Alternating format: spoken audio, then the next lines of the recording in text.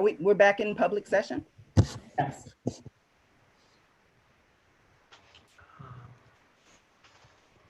You're mute. She can't- Yeah, she doesn't can't have unmute. feedback co-host rights. That was removed.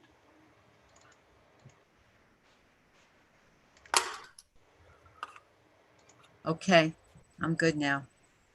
Probably want to do Ms. Higgins as well, Thank you. and Jerry Benaquistis.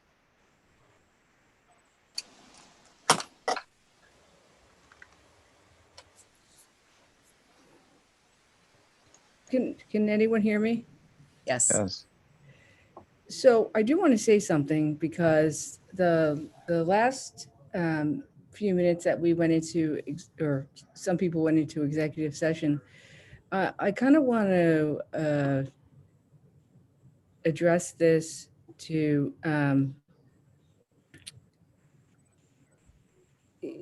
not that I want to point any fingers, but Mr. Taylor, you know, I feel like your leadership was a little sketchy or skewed. I thought it could have, you know, I couldn't vote as, you know, as a conflicted board member to go into executive session. Maybe that's just on me. Mr. Nufrio, he couldn't, you know, he couldn't vote because he just had connectivity issues. It's the quickest change I think I've ever experienced. So it stands a little fishy to me, and I'm sure, you know, for the folks as well. I know this is, you know, my last meeting, but I hope others can see the truth. I abstained because I didn't think I could vote. And I feel like it was a quick and like, you know, put something over my eyes. And Lester Taylor, I feel like you were complicit in that. And that's all I want to say. I'd like to say something too, Mrs. Manisi. Yes, Mr. Nufrio. Before the meeting began, I did indicate that I was having technical problems with this iPad. And it kept disconnecting, reconnecting, unmuting, muting. I even said I didn't take that course. So when I got blanked out, it would have been incumbent on you, Mr. Taylor, and possibly someone else to say, well, Mr. Nufrio didn't just leave the room or leave the meeting. I was having technical issues. Yet I wasn't given the opportunity to even be called to cast my vote. I find that to be extremely offensive. It's not the normal procedure. It certainly was a fast one. And I think just saying it was a fast one says it all. But from now on, I guess the rest of the board needs to wake up and be sure that the process is being followed properly. I always said due process and transparency. This was an awful experience for me, and especially since it's my last meeting. That's it. Mrs. Manisi, may I speak briefly? Yes, you may. Mrs. Higgins, please accept my sincere apology. Had I known you had a question, I obviously would have answered it. I did not anticipate or think you had a question. You obviously, you and or any other conflicted member, while you may have a conflict about a personnel item, you can vote on whether to go into closed session or not. So if you had a question about that, I obviously would have answered it. My apology, even though I can't necessarily take responsibility for it, but I was not complicit in any effort. Mr. Nufrio, to you, sir, again, I apologize, but I wasn't aware you had technical difficulties. I'm looking at my screen now. There are 25 tiles on my screen of board members, administrators, members of the public. I didn't know you had technical difficulties, and no one mentioned it to my knowledge. So my apologies, sir. But again, to both of you, my apology. Thank you. You're welcome. Okay, so that brings us to comments from the public. So just a reminder that to state your name and address. Ms. Manisi, I'm gonna make a motion that P11 be removed from the agenda. Mrs. Meese, as a point of order, at this point in time, you would essentially be, again, amending the order of the agenda. That can be done at that time. unless you want to take a total roll call to change the order of the agenda. But at this juncture, pursuant to your printed agenda, you're at public comment right now. Okay, so we'll continue with public comment. So just a reminder to the public that you please state your name and address, and you have 3 minutes, and Mrs. Kuhn will be the timekeeper. Yes. Thank you. Just a reminder as well, if you would like to speak, please click on the participants button on the bottom and use the raise your hand tool to let us know that you'd like to speak.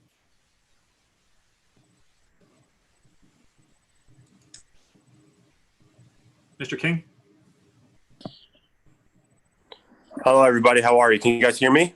Yes. My name is Russell King. My address is 50 Linden Avenue in Springfield, New Jersey.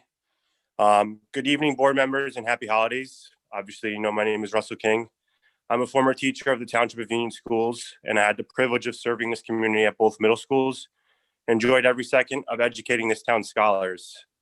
I'm here tonight to show support for someone who I believe is a tremendous leader and a role model for staff members, the community, and more importantly, this town. His name is Jerry Benequista. I met Mr. Benequista when I was a student teacher at Kane University and had to complete my teaching internship, As a neophyte teacher and extremely nervous, Mr. Benequista seemingly made me feel at ease and made my first day in the classroom and future days to come better. While serving in this district, I had the opportunity to work in the Township of Union's Comprehensive Equity Committee, as well as the District Safety Committee. Mr. Benequista chaired all of those committees. As a teacher, I was taken back and honored in how democratic and collaborative he made our meetings. He truly valued our input and strived to create a more inclusive, safe, and equitable education setting for all students. I understand that tonight you are voting in a new superintendent. Please note that you have a tremendous leader already within your district, who I firmly believe can take this school and community into new heights. Thank you for your time and thank you for listening. Thank you.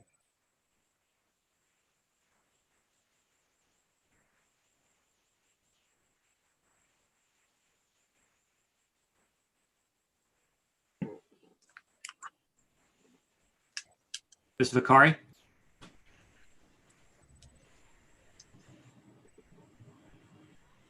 Can you hear me? Hello? Yeah. Yes. Hello? Yes, Yeah. we can hear you.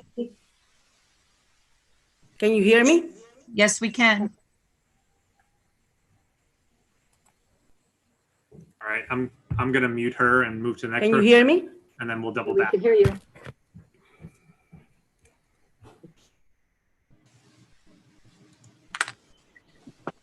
Ms. Carnaccia? Good evening, Lynn Quinaccia, 455 Colonial Avenue, Union, New Jersey. To the board members, I have a question for you, and I know you will not answer it, but regardless, I'm going to ask it anyway. How did you get the position that you're in right now? You just didn't magically appear to be on the Board of Education. You went out and you campaigned for your spot on the board. You went to the community and you told us why we should vote for you. We listened and we voted for you with the understanding that you would listen to us when there was concern that deals with the community. And now I'm referring to P11. However, I see that it's a one-way street. You want us to listen to you when it's convenient for you, but not any other time. How can you sit there and not listen and take into the consideration the feelings and the concerns of your community? Here's another question that I know I won't get any answers for. If you owned a business and you asked an employee to either resign or be fired, would you reconsider hiring that person again? I don't think so. That doesn't make any business sense. By sneaking something into the agenda without letting everyone know was wrong and underhanded. We shouldn't be allowed, we can't do anything like that, so why should you? Just remember, come next November, when your seat is up and you ask the community to listen to you, we'll remember that you didn't listen to us when you wanted to put somebody in to oversee the entire Union school system that didn't even finish his term. And I hope you can live with that decision. Thank you. Thank you.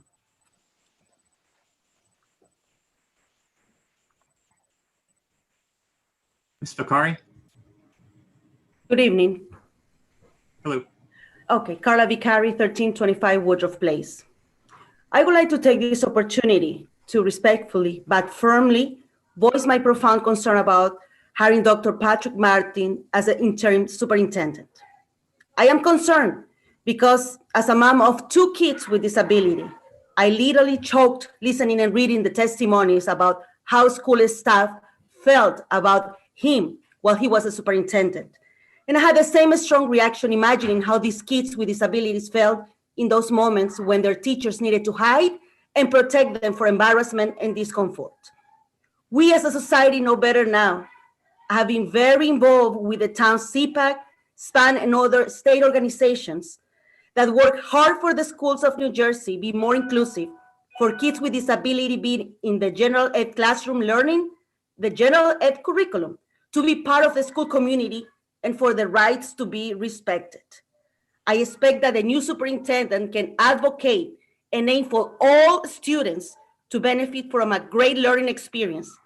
Now with that, with what we have learned this unprecedented year, more than ever, I expect an inspired leader who can see the good in everybody, who is supportive, who is a role model and an example about compassion, tolerance, acceptance, and collaboration. We simply do not need and wouldn't want somebody who cannot set high expectations for all the kids in the district, who does not respect them, value them, and appreciate them. To conclude, we're asking for transparency, unification, and sympathy, and to truly put our collective efforts and our individual assigned tasks for the greater good of our children. Thank you. Thank you.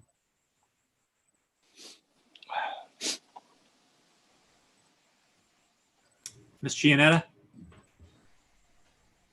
Hi, Nancy Gianetta, school psychologist on the child study team. Last month, we heard from some students who found past initiatives to be a nuisance. But as children who were able to succeed under pressure, they found benefits to those projects. We can all agree that we all want to see our children grow and flourish, but we must be mindful of our educationally diverse landscape. Tonight, I would like to give voice to some students whose voices you might not have heard. Students who might have not fared as well with generalized mandates. These mandates celebrate children who have strong memorization skills and confidence. But what message did it send to the children who have been working diligently to recognize sight words and might need assistance in spelling? What message did it send to the shy child, the worried child who feared judgment or failure? What about the child? Oh, yes? Gianetta, and Mrs. Coon, pause for time for a second. Mrs. Manisi, could we just remind members of the public to maybe perhaps identify what agenda item they're referring to? I'm referring to P11. Thank you, ma'am. I'm sorry. I just wanted to make sure that we're sticking to the agenda. Thank you. I believe many of us will be speaking to P11 tonight. What message did it send to the staff members, the teachers, the professionals who are working to instill values, fostering independence, but later feared being written up because they maintained their ethical and legal obligations to modify? What message did it send to the parents who feared that their children's accomplishments may have been in vain when the bar was raised beyond grasp? Those are only the voices of some children who were learning in the mainstream. We are much more than that. Do the vanity projects and public relations support the children who suffered light exposure, prenatal or birth complications, children with significant medical needs, or those with developmental delays? Have we given a voice to the families who have left the overpopulated cities where their children were faceless and voiceless and chosen a town where we strive to meet individual needs? Our children are not machines being constructed on an assembly line. They're living, breathing, thinking, and feeling beings who should be valued for all of their unique traits. We are not a private school for the gifted. We are a public school system that is responsible for all children, including medically fragile children who are homebound and children who require specialized placements. We cannot jeopardize our financial and our moral obligation to these children in favor of glorified press releases and self-interest. Thank you. Thank you.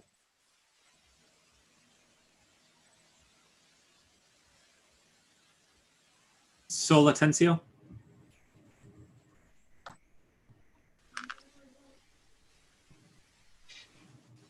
Good evening.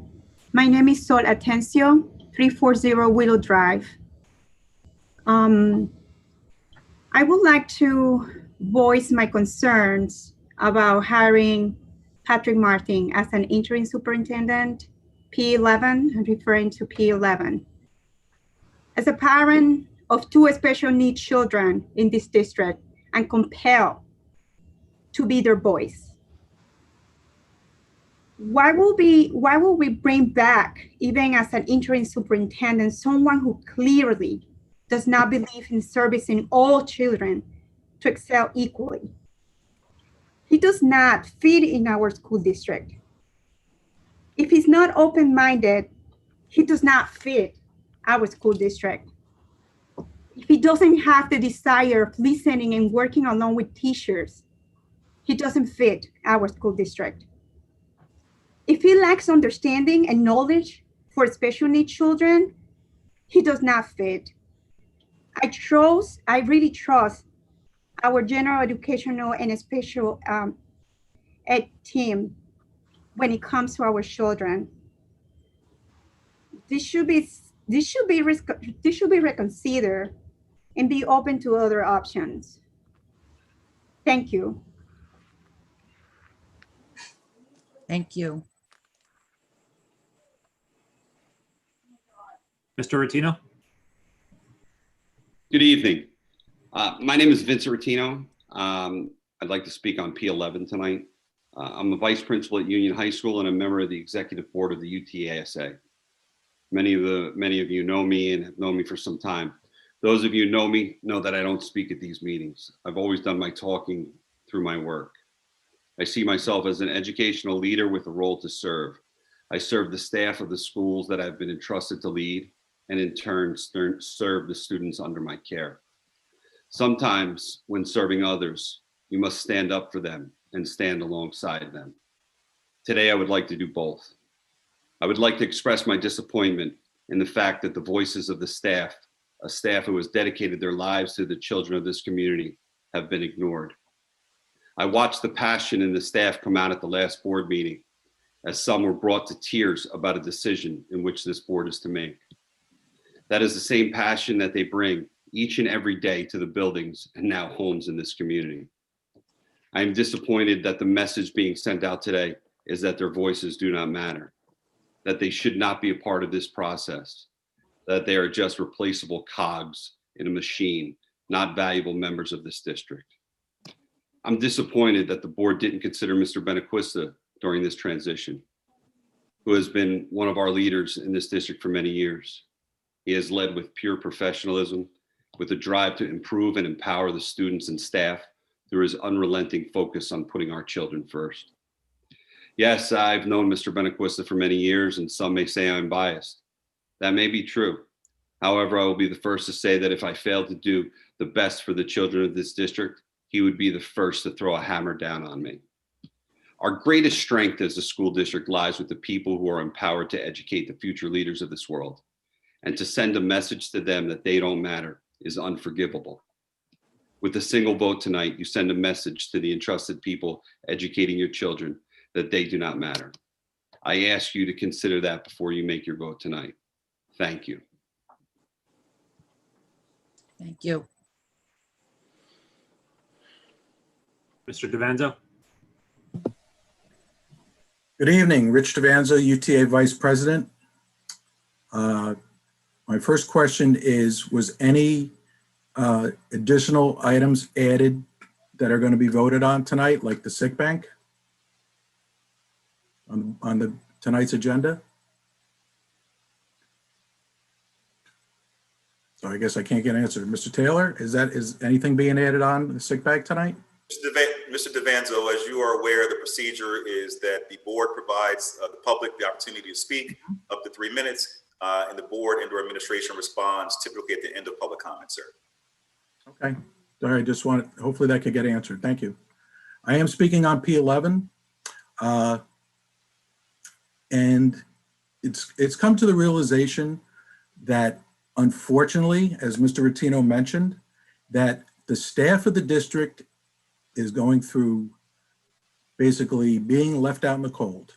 We are belittled by members in this community that have their own agendas And we are the educators. We know what's right in the classroom for our students.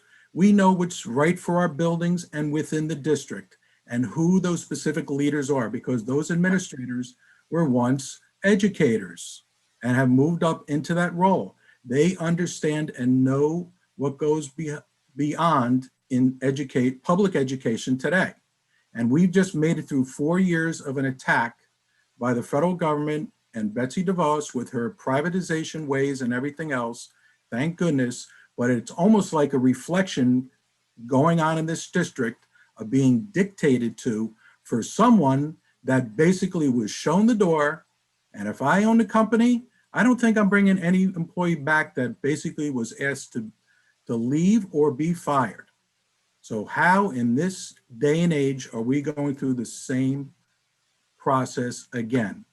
So that means that as educators, and for his little PR trips that insult children during spelling bees at the elementary level, and multiplication facts and having them cry, I guess we have to sit through that in those auditoriums as well. You need to listen to us. This isn't a us versus them and union thing. It is the morality of educators and staff within this district that vehemently oppose this, and you're just turning a blind eye, because whatever your agendas are, so be it. And if you want to draw that line in the sand, good luck. Thank you. Thank you. Kua? Hi, good evening. My name is Akua Bawachi, Union High School graduate, class of 1997. I'm a former teacher at Union High School for 16 years, and I'm currently finishing up my last days as the personnel manager after serving 3.5 years in central office. I'll be retiring at the end of this month. As evidence, this is in regards to P11 as well. As evidenced by the number of people who have spoken at the previous board meeting and also tonight, there's a lot of confusion surrounding the hiring of the replacement for Mr. Tatum. So I will start with the mission statement of the district, which amongst many things state that, and I quote, "The district is built on the foundation of honesty, excellence, integrity, strong family, and community partnership." I want us all tonight to really focus on the community partnership aspect of this mission statement and ask the question, who do we consider to be a part of the community in order to build this partnership that is written in the mission statement? From every research that I've studied over the years, community as it pertains to the school district must be inclusive of all stakeholders, including parents, staff, administrators, students, and in some instances, even business owners. The decision to possibly hire Dr. Patrick Martin as the interim superintendent seems to be one that clearly does not take into account the needs, concerns, nor the opinions of the community at large, hence the confusion. From where we stand as stakeholders, there seems to be an underlying agenda that might not align with our mission of honesty and integrity. If this is not the case, then there must be an honest and open discussion as to why Dr. Patrick Martin is being considered as interim superintendent, while Mr. Benequista, who has been serving as assistant superintendent and is currently leading the district as Mr. Tatum prepares to retire, is not being considered. Having worked with Mr. Benequista for nearly 20 years, I have witnessed his passion for improving this district and his love for the students he has served. From his position as an advocate and as a special education teacher at Union High School, to the vice principal at Union High School, where he led as a strong and respected leader, to his roles in central office as director of human resources, and now as the assistant superintendent. Mr. Benequista has always led with honesty, transparency, and with the students, he has their best interest in mind. I can attest to this. With the possibility of bringing back Dr. Patrick Martin as an interim superintendent, I am not quite sure which direction this board is aiming to go with the district.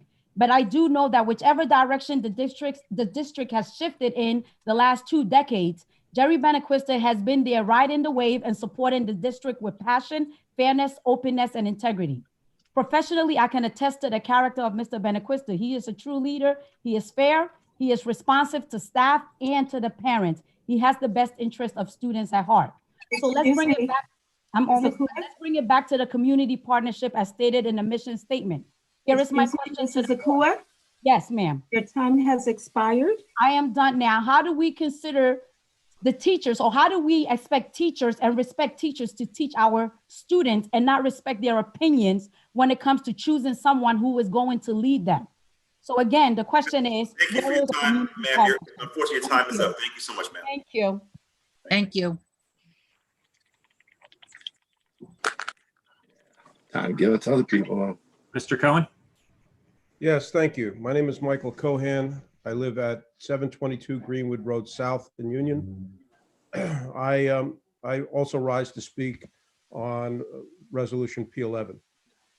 As a former 30-year employee of this district, I want to acknowledge that while I did not know Dr. Martin because of my tenure in the district ended right before he became superintendent, because of my commitment to the community, I paid a lot of attention to what happened after my departure.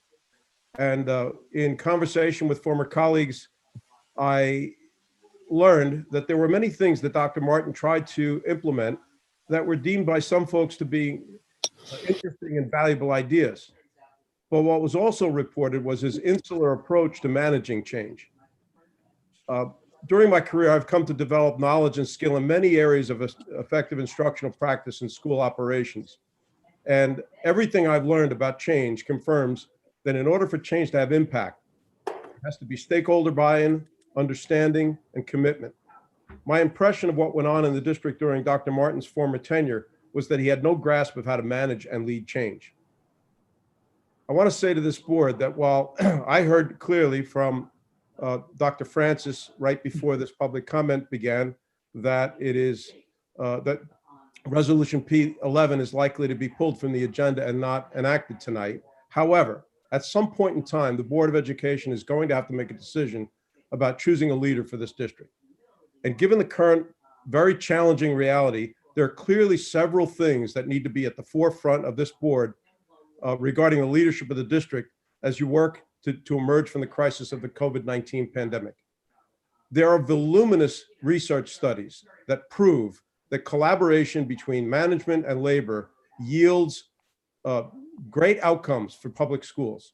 I would note Dr. Saul Rubenstein from Rutgers University was 25 years of data showing that in school districts where there's a high level of collaboration between management and labor, student achievement rises. There is no refuting those outcomes. So I would like to strongly encourage this board to choose a leader that knows how to bring all stakeholders together, reach consensus, hear all voices, and make sure that moving forward, there is a common commitment in the district to achieve what everyone wants to achieve, and that is growth in student learning. Thank you for your time. Thank you.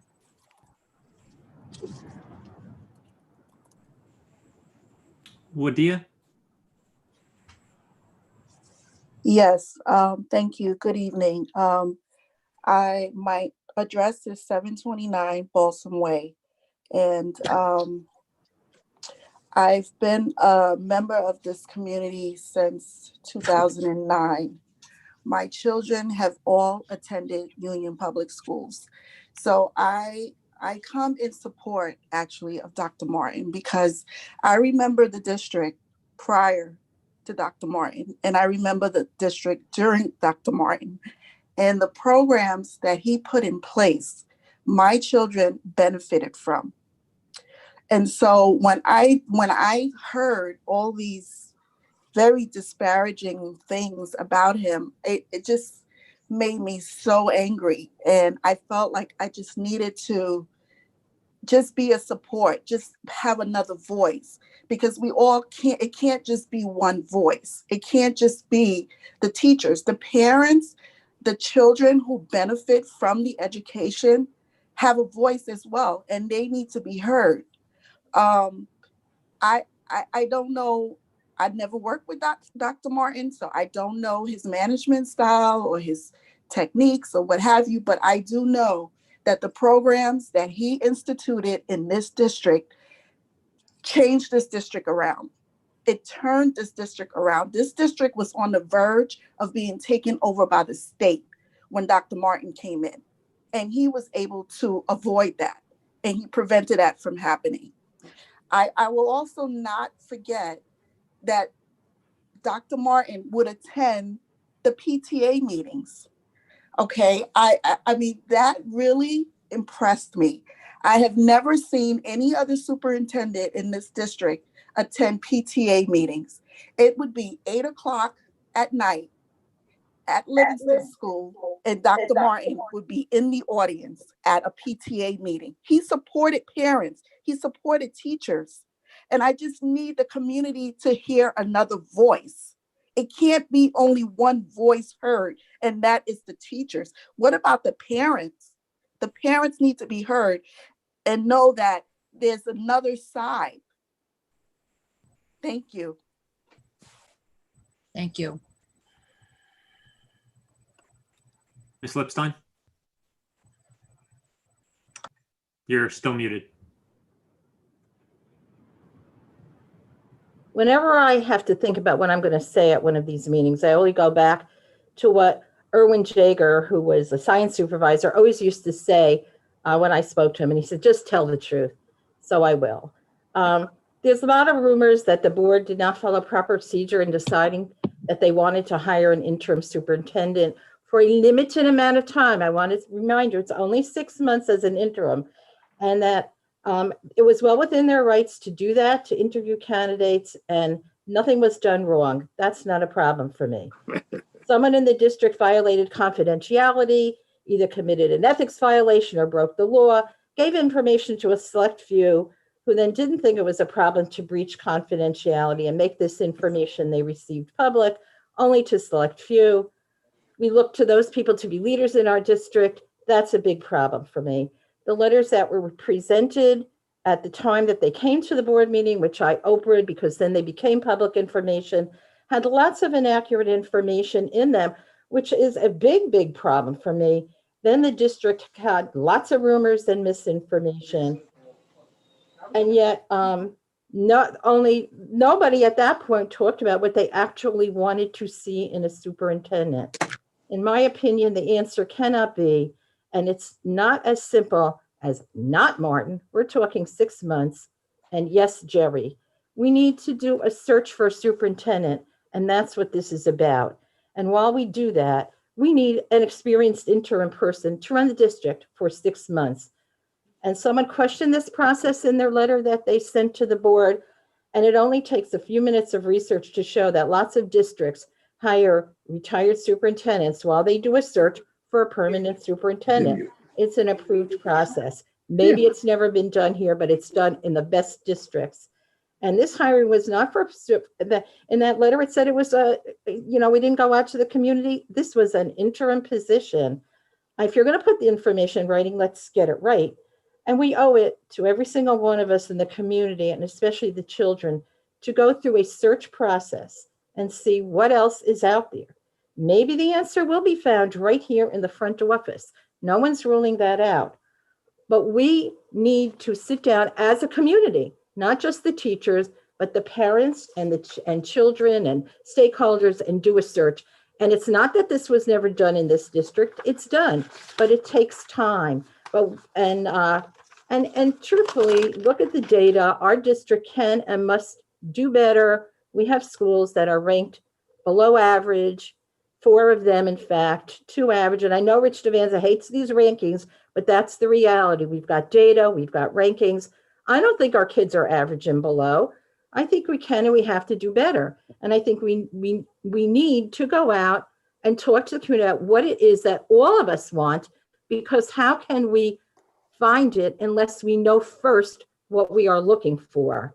And I'd love to see the same people who came with letters of misinformation come back with plans for what they think we really can do to improve the district. Excuse My me. 3 minutes up? Yes. Okay, thank you. Not a problem. Thank you.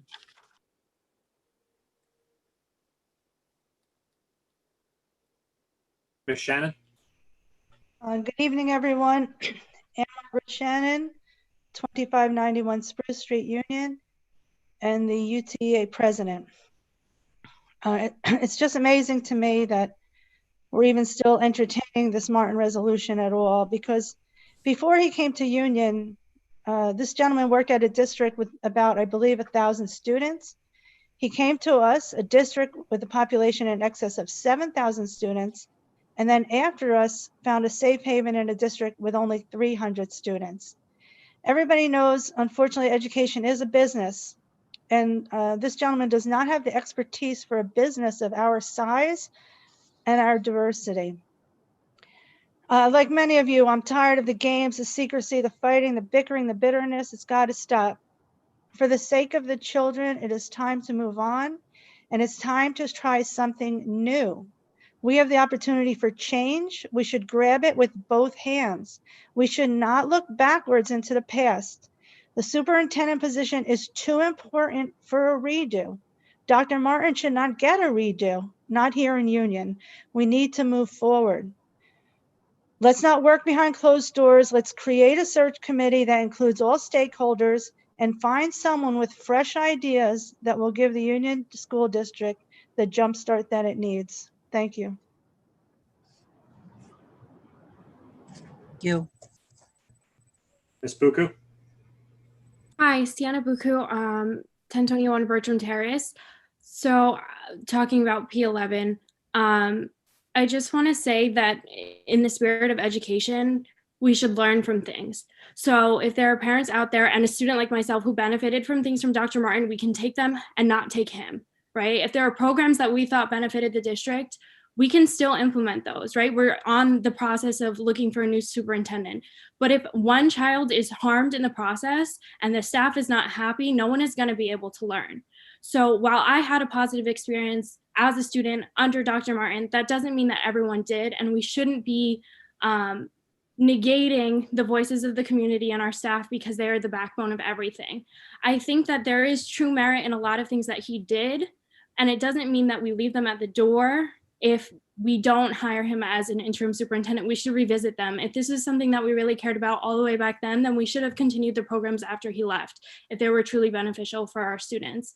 And speaking to Mr. Benaquista, he did invite me, like after the walkout, like during the summer, I had a meeting with him. I sat down with him as a student. He listened to my voice. So just throwing that out there, like he does listen and he does know our district. I do think like we need to move forward, and it should be something that is not divisive. This is obviously divisive in our community, and there is no way to start any position.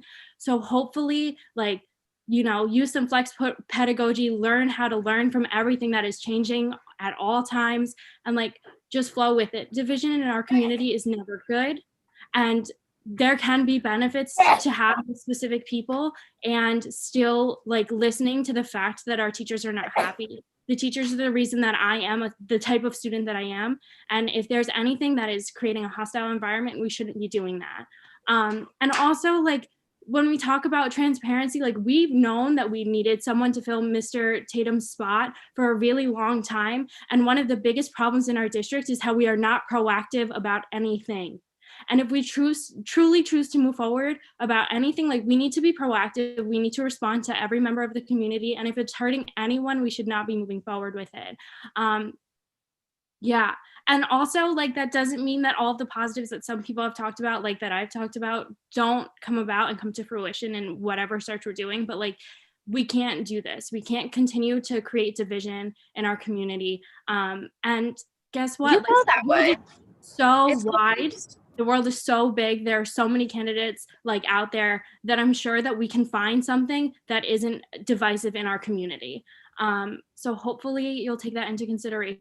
And yes, I was someone who benefited from Dr. Martin being there, but that doesn't mean that everyone did, and everyone's voices should be valued in all of this.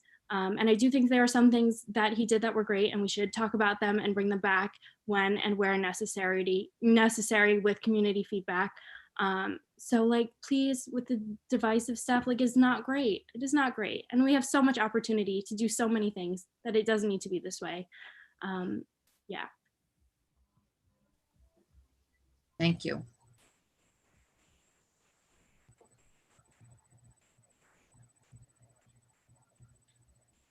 Mr. Mahe? How you doing? Oh, excuse me for 1 second, please.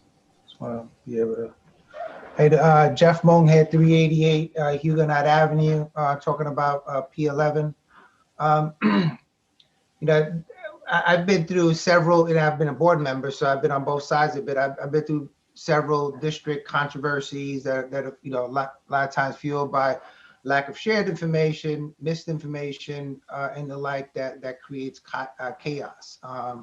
And this is probably one of the top, you know, I guess, ugliest that I've been part of, and it's been a lot. My biggest issue is that we talk about, you know, it's like teachers versus parents and administrators or whatever the case may be. And if we are truly talking about open communication, and I heard the UTA president speak about that, I've heard other people speak about that, then you have to really be open. Let's not play games, yeah, because yesterday there's an open community Zoom forum that, you know, Ms. Benisi was on and some others that were on, and not everybody was allowed into that conversation, right? So if we're going to hear sides of stories or sides of takes, then let's all be open. Let's all listen to each other. Whether it's going to be an interim superintendent, a permanent superintendent, future teachers or parents of school-aged kids or students that are in our district, how attractive does the Union School District look?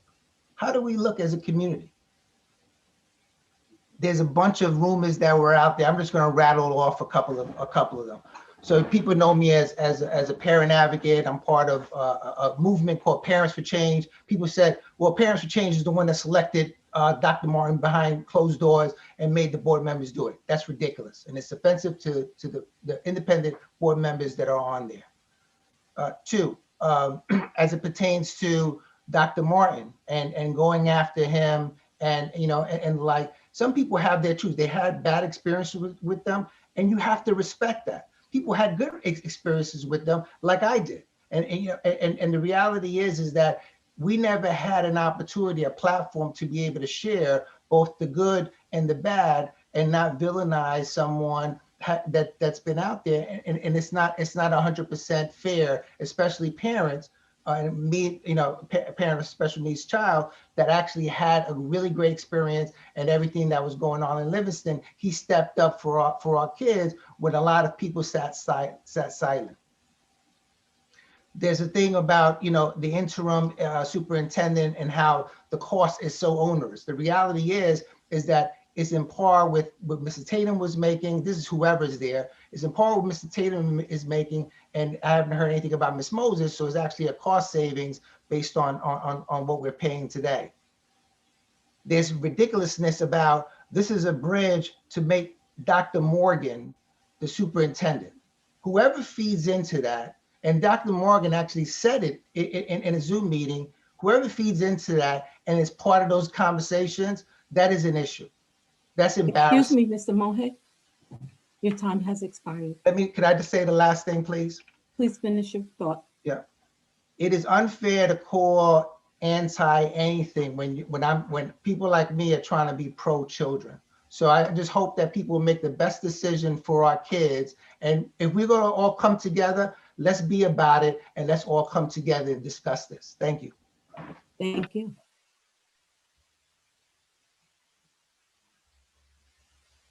Ms. Lorenzo? You're muted. Yvonne Lorenzo, Vice Principal, Kiwami Middle School, President of the School Administrators Association. This is quite exhausting, isn't it? 2 months worth of all this stuff being bandied about. We have to ask ourselves the question, what are we accomplishing here? What are we accomplishing by saying, we don't care what anyone thinks, we're still going to bring back someone, this is by P11, by the way, who was let go. That's a fact. He was let go. It is a fact that he disappeared in the middle of the night. It is a fact. Hold on, wait a minute. Someone speaking. It is a fact that he was asked to leave and that he disappeared and that he left without even looking back. And now suddenly he's coming back because you pulled him back. So yeah, Mr. Mohet, why aren't we all together on this? That's exactly what we're asking. We're asking it. The teachers are asking it. The parents are asking it. And yes, even some of the students are asking it. Why aren't we all together? Why haven't we had a seat at this table? Why is our voice, why are our collective voices not being heard? Why is it you have whatever agenda you have in sight, whatever it is, that you must push this person forward despite all of the negative things you have heard?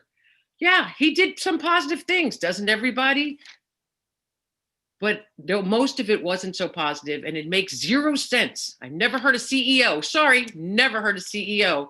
No, they never did hire somebody back after they were asked to leave before their contract was over. So this makes zero sense to any one of us. So we are asking, give us a seat at that table, give us the opportunity as a community to do the very best thing, because yeah, 6 months, in 6 months, this entire world was turned upside down. This entire pandemic took over everything. Lives were lost, jobs were lost, people went homeless. In 6 months to a life of a child, that's an eternity. So to damage the psyche of a child, to undermine the education and of the whole of the child in 6 months can be almost irreversible. Why would we take that chance? So yeah, we do support Jerry Benaquista as we would support anyone else who had the reputation he has, the stance that he has, and the fact that he has been the one sitting here in this stead when Mr. Tatum and Miss Moses were on their way out. He's the one who was here. He's the one who would make the best transition right now. And then again, I will say what I said in my letter, and then let's get together and let's formulate a committee and do this the right way. Do it the way the entire community can have a part in it. Thank you. Thank you. Yeah.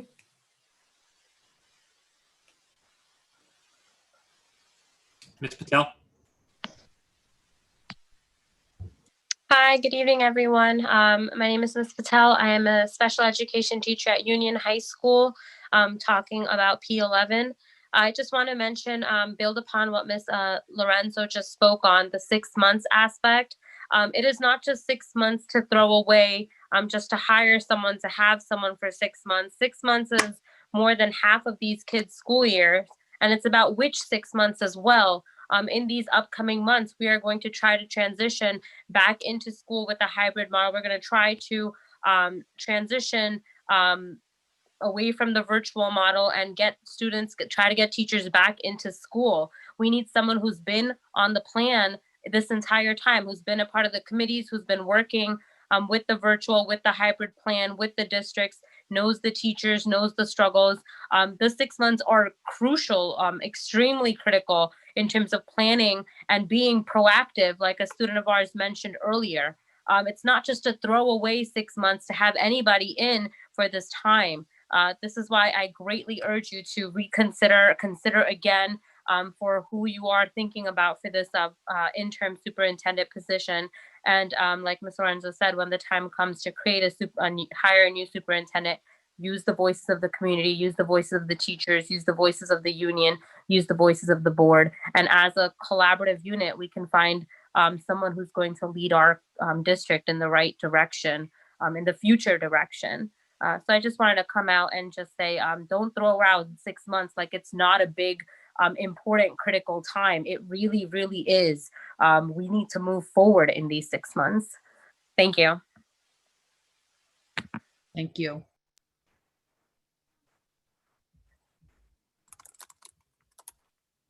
Ms. Mackey? Hi, Elsie Mackey, 464 Clark Place. I don't even know where to begin, but let me hurry up. I only have 3 minutes to go. There must be not a balance of power, but a community of power, not organized rivalries, but organized peace, Woodrow Wilson. Somewhere along the way, and this is in reference to P11, somewhere along the way, all of you board members, team members at all past and present have lost your way. You forgot about who you were really in there fighting for, or who you're supposed to be working towards. It became about individual agendas, us against them mentality and chaos. You bring chaos time and time again to the community, and you are divisive.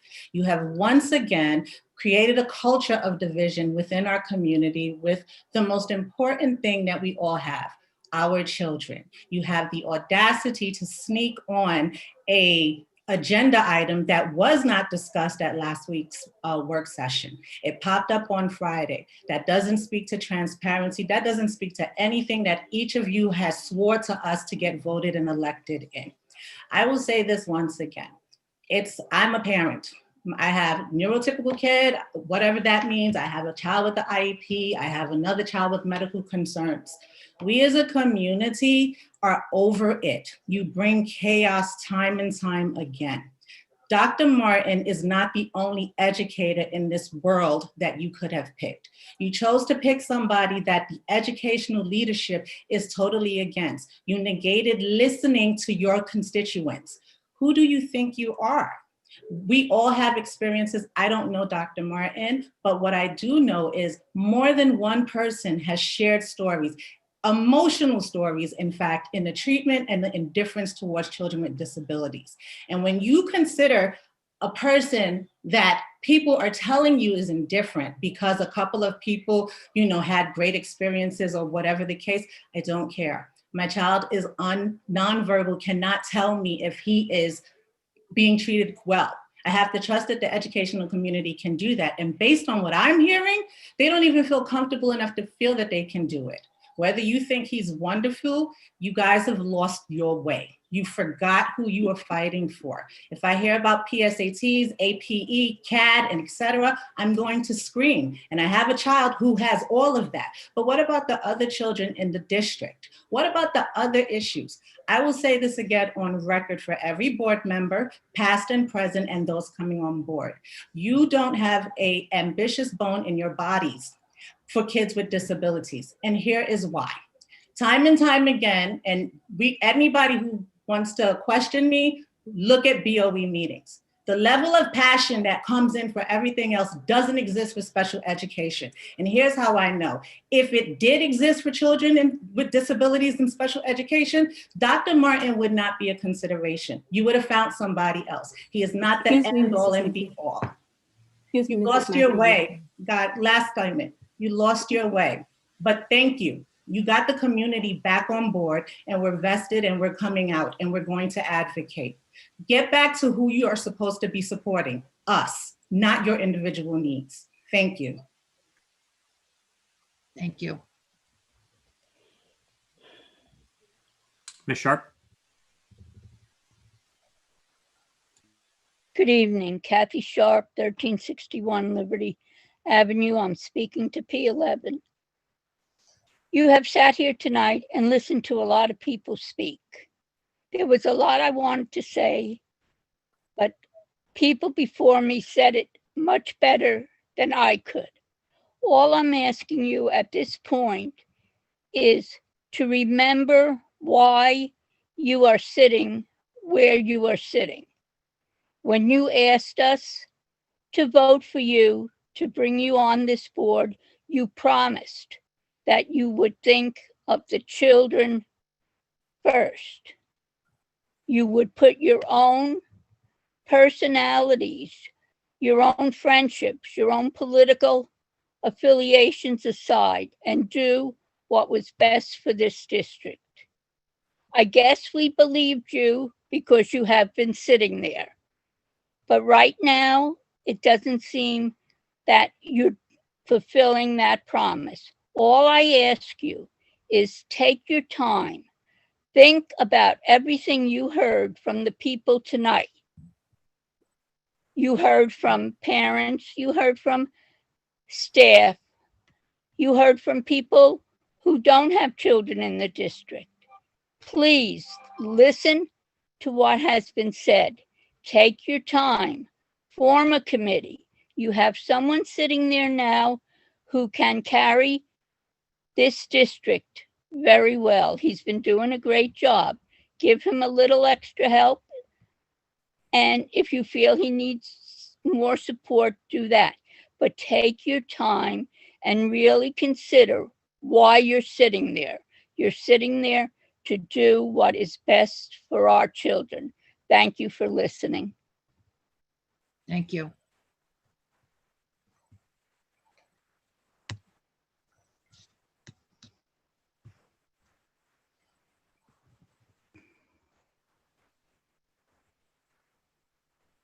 Mr. Leone? Yes, I was having some clicking button issues. I was hitting all of these buttons and I don't know. Good evening, Peter Leone, 396 Ingle Street.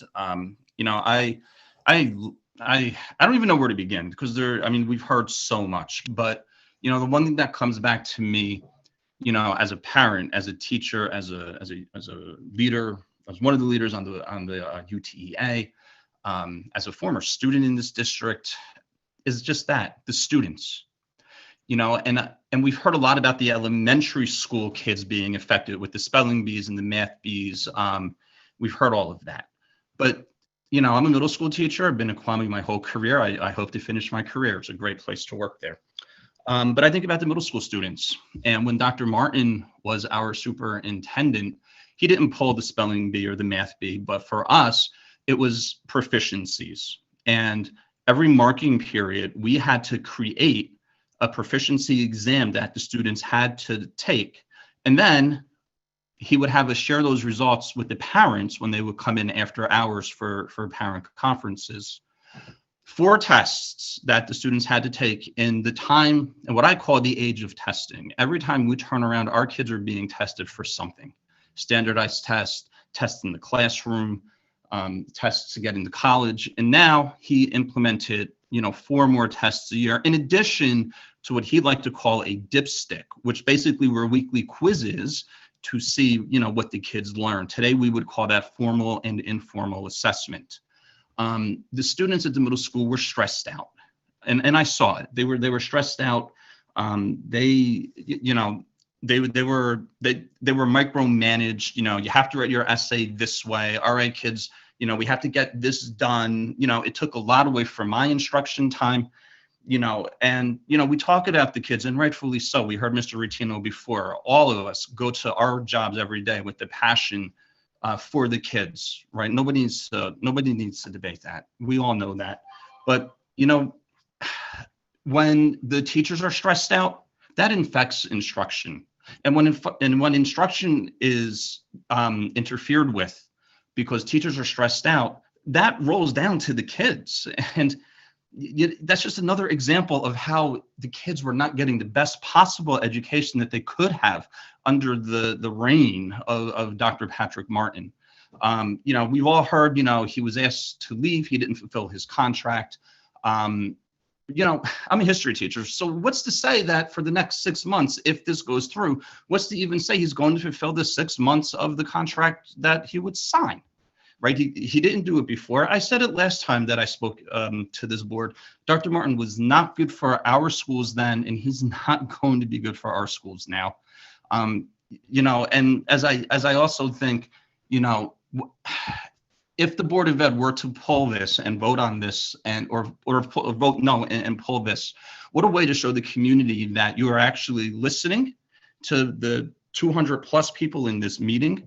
What a way to show the community that, you know what, you can work and that you want to, and that there is willingness to work with all the stakeholders involved. Thank you, Mr. Leone. Your time has expired. I was just going to say, I'm done. I was down to a minute, I don't know, or a second. Thank you. Thank you.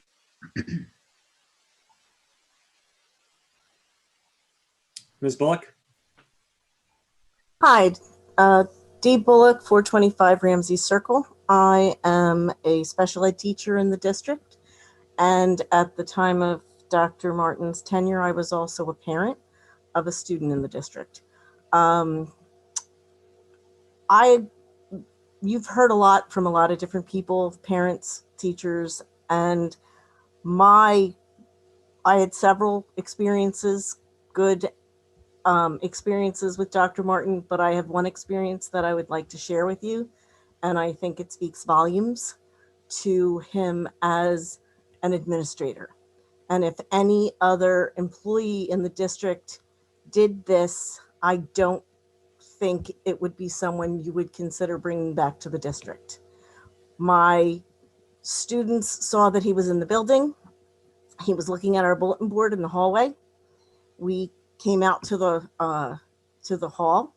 There were, I believe I had 5 or 6 in my inclusion, in my class at the time, my self-contained class at the time. And they all came to the door because he was looking at our bulletin board. And he pointed to one specific paper in particular. And I said to him with a big smile on my face, yes, we're very proud of this paper. He worked so hard to get his letters on the line so perfectly. He's been working with his therapist to get them on the line. And he said to me, he spelled it wrong. I said, excuse me? He says, he spelled it wrong. This paper should not be up on this board. It's not perfect. And that young man's face dropped and he walked away with tears in his eyes. And I looked at Dr. Martin and I said, you should only be proud of this young man. And nothing should have to be perfect from my classroom. And I walked away. Can I get a ketchup and and that's all you really need to know about this man. That's all you really need to think about. And that's all I have to say. Thank you.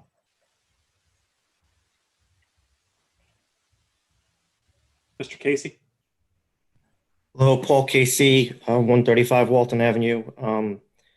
I'm talking regarding P11. I guess I don't have much to say for or against Dr. Martin.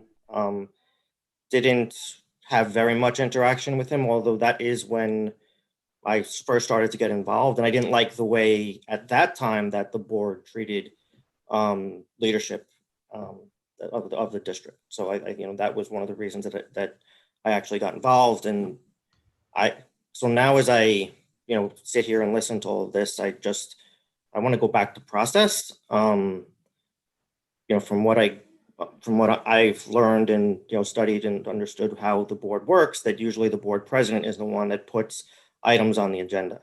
So I would love to know if the board president in this case is conflicted, how this, who put this on the agenda. From the November 17th meeting, it was clear that Ms. Williams, who actually was absent from that meeting, was the chair of the committee that did the interviews for the interim superintendent. So I'd like to, if somebody could answer the question of how who put this on the agenda. We heard Dr. Francis say earlier in the meeting that he wanted it to be removed. So we had a lot of people speak tonight, but I think it's important for the community to understand the process.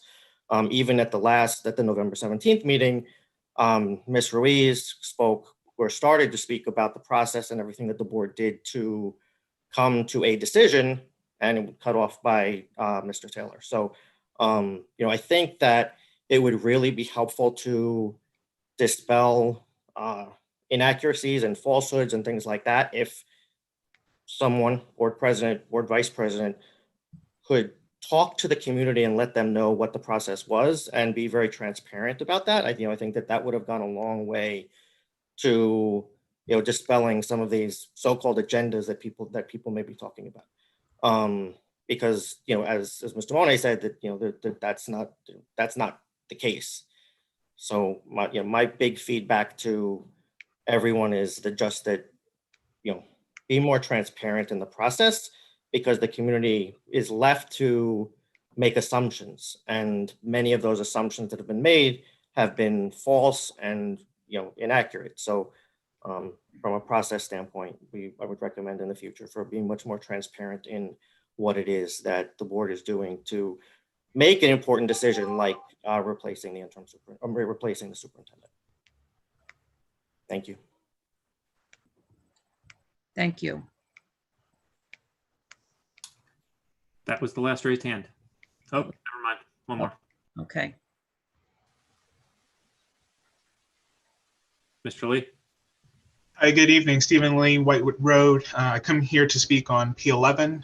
I think the overwhelming accounts from community stakeholders here sends a clear message on why Dr. Martin should not be returned as interim superintendent. First, we need a leader that is here now, that will be able to lead the district through the tail end of the COVID-19 pandemic.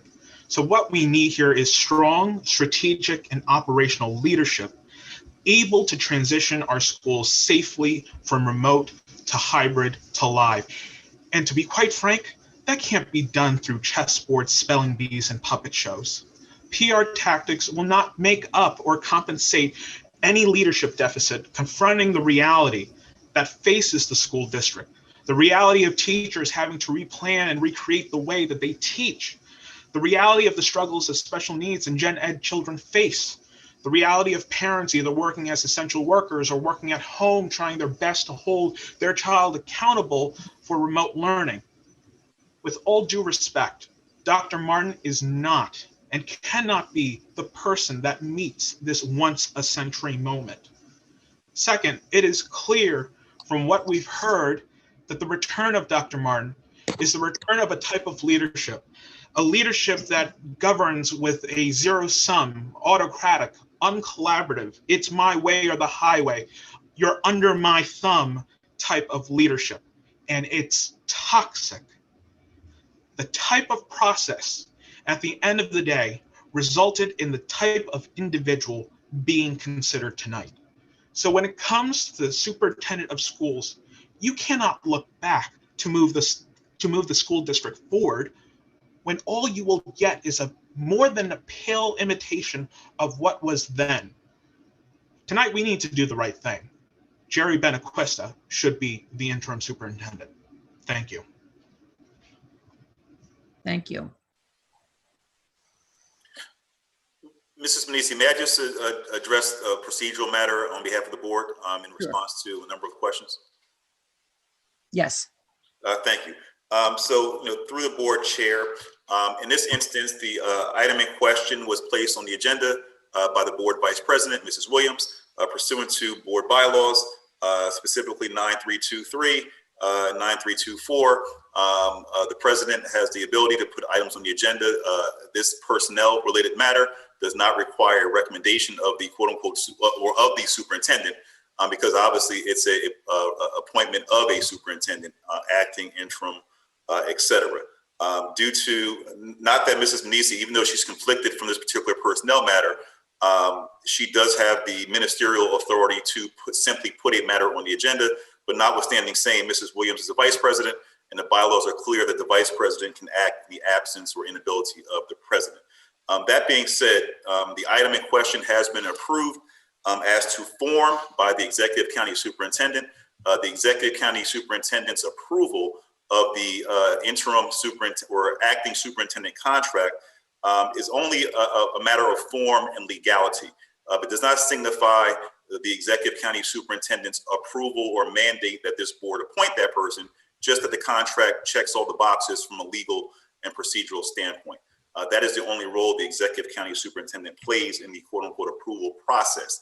Not that the board has to appoint the person, just that the contract meets the requisite legal standards.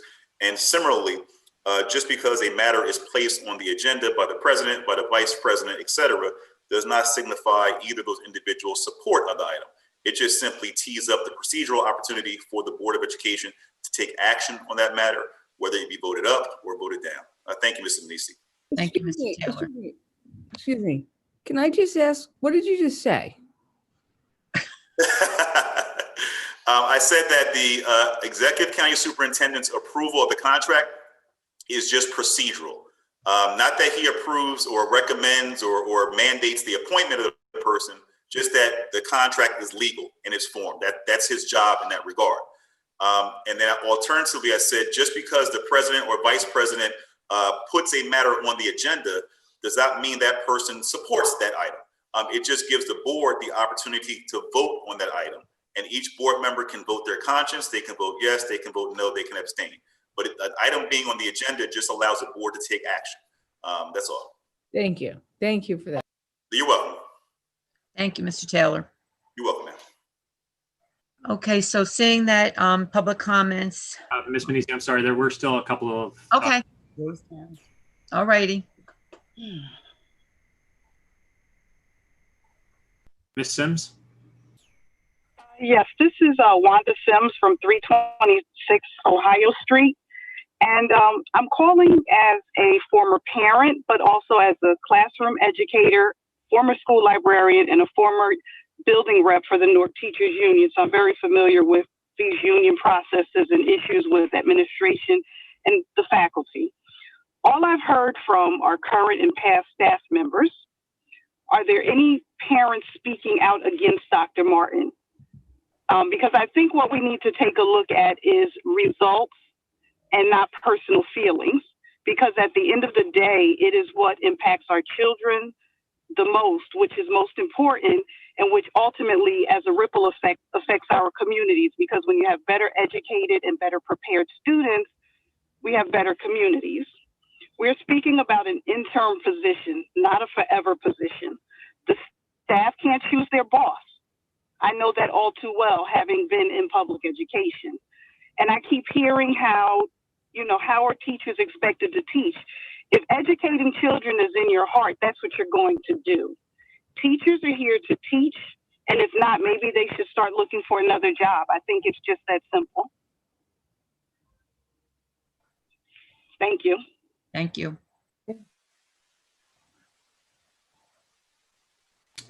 Ms. Capabianco? Hi, good evening, everyone. Nicole Capabianco, 553 Lillian Terrace.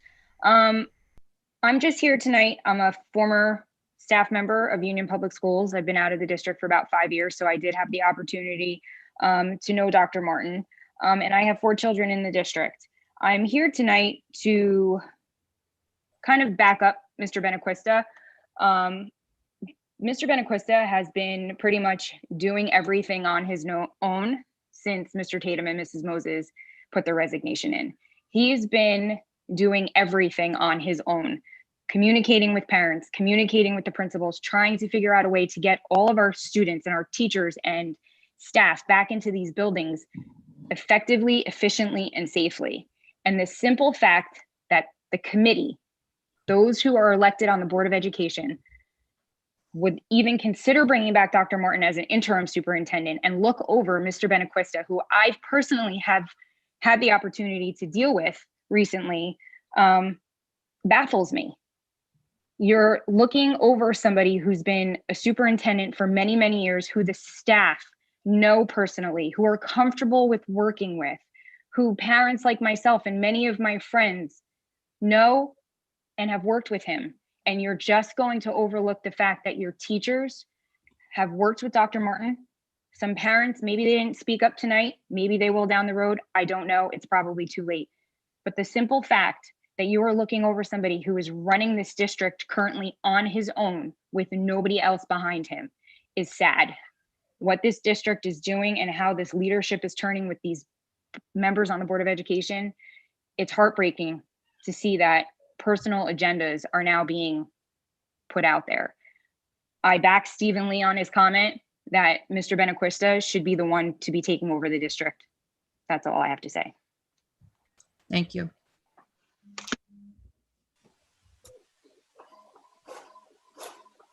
Mrs. Arrieta?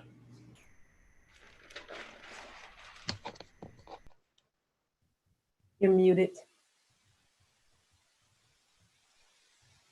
Good evening. Mrs. Arrieta, 1177 Burnett Avenue. Going to speak as a parent. I have 4 children that went through Union High School. It makes me a little upset actually to hear, that the district was so bad, because believe me, I still keep in touch with a lot of these kids and even my own kids, and they're doing great. My daughter married someone from town that they both graduated from this high school. They have a house, they have jobs, they're doing great. So I hate to hear that, our schools were so bad. I'm very involved in the PTA. I held every position at a lot of the schools. He never showed up at one of my schools, so I don't know. I never saw Dr. Martin at one of my meetings. I did have a daughter with an IEP. I had a problem. I went to the Board of Ed, and he did not talk to me. So there's a negative thing there, and Sorry, I did not have a good experience. As for Mr. Benaquista, he was a VP in our high school when my oldest daughter was there. Never had a problem, was able to talk to him all the time. Things ran very smooth. With graduation, with everything. Actually had a problem with my last daughter when she was graduating, and things were very messed up. When I went back to the Board of Ed, he helped me, and he was surprised that all the things that he used to have in place, all these books that we used to get, and everybody knew exactly what to do. All the parents that were new didn't know what to do. They were going through graduation and didn't know what to do. So he was surprised that all his stuff was taken away. But I'm just a little upset, though, that if you hear someone like this will come back, someone that will not treat a child well, I don't care whose child it is, my child, yours, whose, it's just, I cannot see it.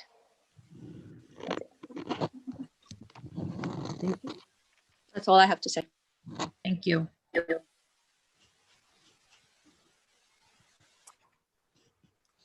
Kathy Decker-Lewis.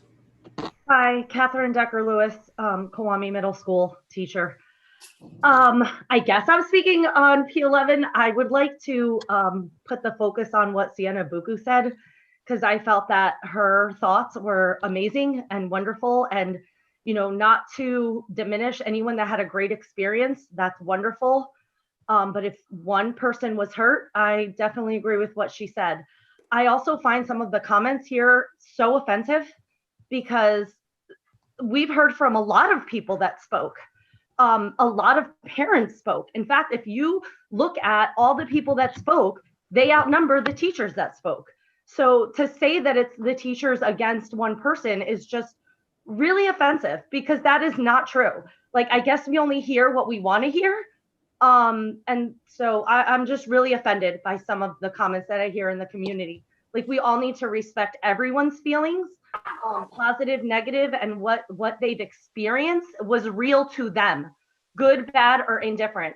And the whole community is coming here and saying things, and all what they think and what they feel is valuable and it is important.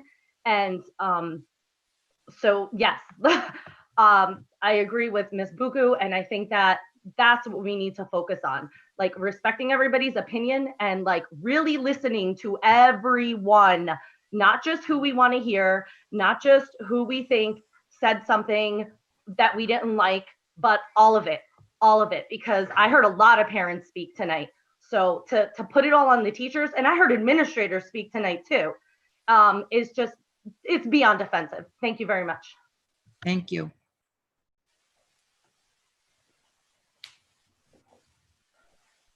Barry. Hi, my name is Kia Roseberry, 295 Perry Avenue, Union, New Jersey. I am a parent, and I am also a teacher. And I find that as a parent and as a teacher, I debated a long time whether to speak or not, because I think that a lot of the comments are one-sided. I neither support or am against Dr. Martin. I think that we have to be for the kids. We have to examine why we have divisiveness. We have to examine why we're here. Why is this happening at the end of the day? And if you are truly for kids, then you're not for one side or the other. As educators, we have a due diligence to listen to parents and teachers and community members. But at the end of the day, we need accountability. And that's what's missing. And I think that many parents are craving accountability. A lot of teachers are good teachers and work hard, but let's be honest, not all. As a teacher and a parent, I see both sides of it, particularly living in town and working in town. And I think that we really need to tell the truth, see where we fall short, and fix it, whether that be Dr. Martin or whomever else that's going to bring in accountability. Thank you. Thank you.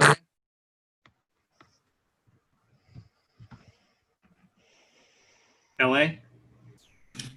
Good evening, Liliana Almeida, 2599 Box Hall Road. I am a parent, and I am speaking on behalf of the potential superintendent to come in. I've heard stories from both parents and teachers And as a parent, I am extremely concerned that this board would consider bringing someone in who has a history of treating teachers inappropriately, treating children inappropriately. The question here is, how are these children affected by this treatment, by this person? And what did the board do? Did this child need to psychiatric evaluation after it? Is the board willing to pay for all of that if that were to happen again? I think that our children are much more valuable than what this board is making our children turn out to be. Someone who left before their contract is up should not be coming back. Someone who mistreated our teachers, who deal with our children for 6 hours a day or more, should not be coming in again to cause a negative environment for those teachers who influence our children on a daily basis and at point actually have more interaction with our children than we do at times. So please take that into consideration when you're voting on whether this person can come in or not. Take into consideration what your community is telling you. It's not just one person. It's a collective group of people, several people. Do not undermine these people. And yes, I will agree that when your post is up, remember that we are the ones who are going to decide whether you return or not. Thank you. Thank you.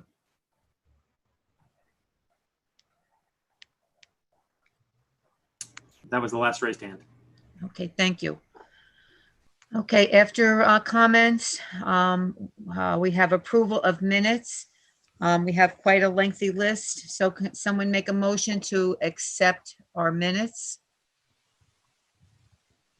Mrs. Stacy, before you do that, can I just remind board members, there's been a lot of conversation just on that item, I guess it's P11, just remind the conflicted board members, I believe there's 3 of you. Obviously, you haven't been part of the process from day one, but just be reminded not to vote or to abstain from that item. I just don't want anyone to forget. Vote or Don't vote. You should abstain from P11. just abstain. Okay.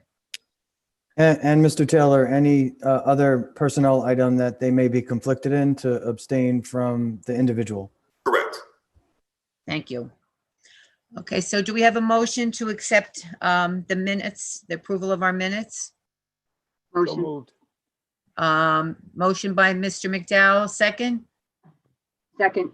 Second by Mrs. Richardson. Okay, Ms. Capiello? Dr. Francis? I want to abstain on the second executive sessions that were, I don't have the dates, Ms. Capiello. You need to abstain from number 6 and number 24. For number 6 and number 24, yes to the rest. Okay. Mrs. Higgins? I need to abstain from number 3 on 8/18 and number 7 on 8/20 and number 10 on 9/8, number 11 on 9/15, number 17 on 9/30, number 18 on 10/6, and number 21 on 10/13, and those are all executive sessions. Mr. McDowell? Yes, I also need to abstain from number 3, number 6, and number 4. All the rest, yes. Dr. Morgan? Dr. Morgan? Abstain from August 20th, Executive 2, Executive 3, abstain from October 20th, Executive 2. Mrs. Richardson? Yes. Oh, sorry, Mr. Nufrio, please. Thank you. Yes, abstain from number 10, 11, 17, 18, 21. Yes to the rest. Okay. Mrs. Richardson? Yes. Mrs. Ruiz? Abstain from number 6, the executive session 2 minutes of August 20th, 2020. Abstain from number 14 and number 15 and number 16 which are the September 30th special meeting and executive session meetings, and abstain from number 24, the executive session, session 2 for the October 20th, 2020 minutes, and yes to the rest. Mrs. Williams, Yes. Mrs. Manisi, Abstain from number 10, 11, 17, 18, 21, and yes to everything else. Mrs. Manisi, Yes, sir. just want to say thank you to Mrs. Capiello for making this particular process easy for us Yes, you did. by numbering all of the ones that we needed to abstain from. So thank you, Diane. you're welcome. Thank you, Ms. Capiello. You're welcome. Okay, so now we have a list of communications, which are requests for leaves, retirements, extensions of leaves, resignations. And those will all be voted on in personnel. And Mr. Benaquista, that brings us to you, the superintendent's report. Thank you, Madam President. I would like to start the superintendent's report, and many of those comments spoke about our students. When I had the opportunity to create the superintendent's report, I tried to put on as much stuff that's going to highlight our district and highlight our students. I know it's been a long meeting and I apologize up front, but I have a long superintendent's report because I really wanted everyone to hear what wonderful things are going on in our district, and especially, you know, all of it's involving our students and for our students. So I would like to start with our students. We finally get to hear from, I wish it was in person, I'm sure they do too, but we get to hear from our student liaisons. I'm going to introduce them. We do have one new member. I don't know if we could call her new because she's kind of transitioning. Her sister was the 12th grade liaison last year, and as a 9th grader, she's taking and walking in her sister's footsteps. Gabrielle Guido. 10th grade, we have Joshua Tidwell. 11th grade, we have Pedro Torres. And 12th grade, we have Faith Olinka. So I would like to start with Gabrielle Guido. As you guys know, our liaisons, the board has asked to hear from them, and let's see what they could share this month and then hopefully every month moving forward. Gabriella? Hi. Hi everyone. My name is Gabriella Guido, and I'm representing the 9th grade from Union High School.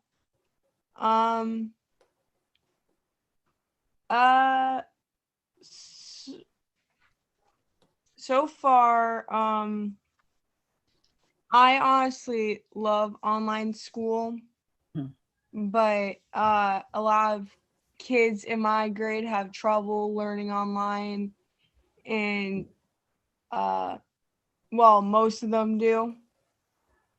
But personally, I don't have any negative feedback of learning online, but I'll try to reach out to some of my 9th grade peers to get their input for the next meeting. And thank you for your time. Thank you, Gabriella. Next up is Joshua. Hi. So I'm Joshua Tidwell. I'm representing the 10th grade at Union High School. And last week I put out some feelers to my grade, and coming back with what I have, I'll start with the positives.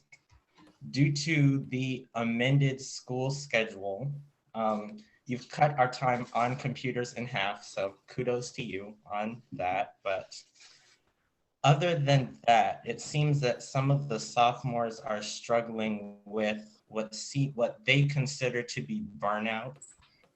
And along with that burnout, they seem to be wondering about their mental stability. So burnout is basically feeling overworked and basically running through the motions.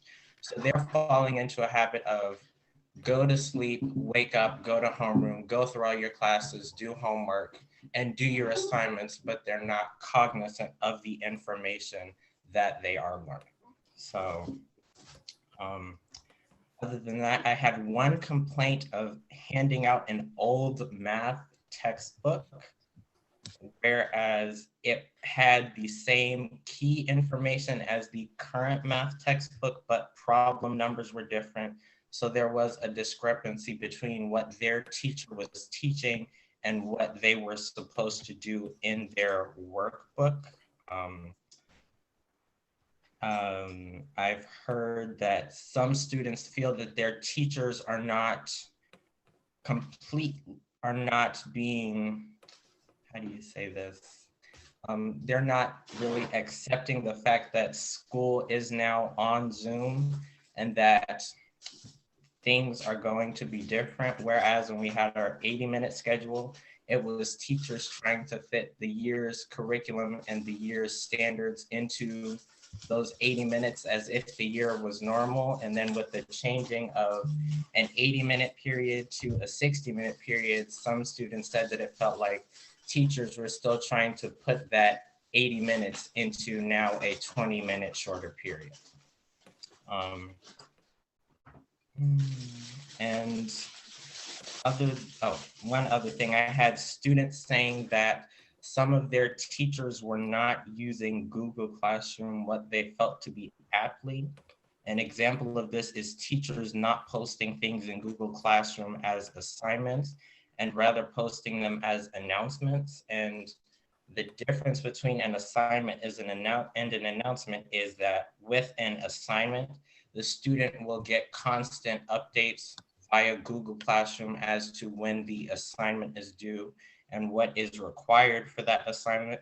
But with an announcement, it just comes up as a box on Google Classroom, and the student is now responsible for determining when that project is due and responsible for not forgetting that project because it does not come up on our home screen on Google Classroom.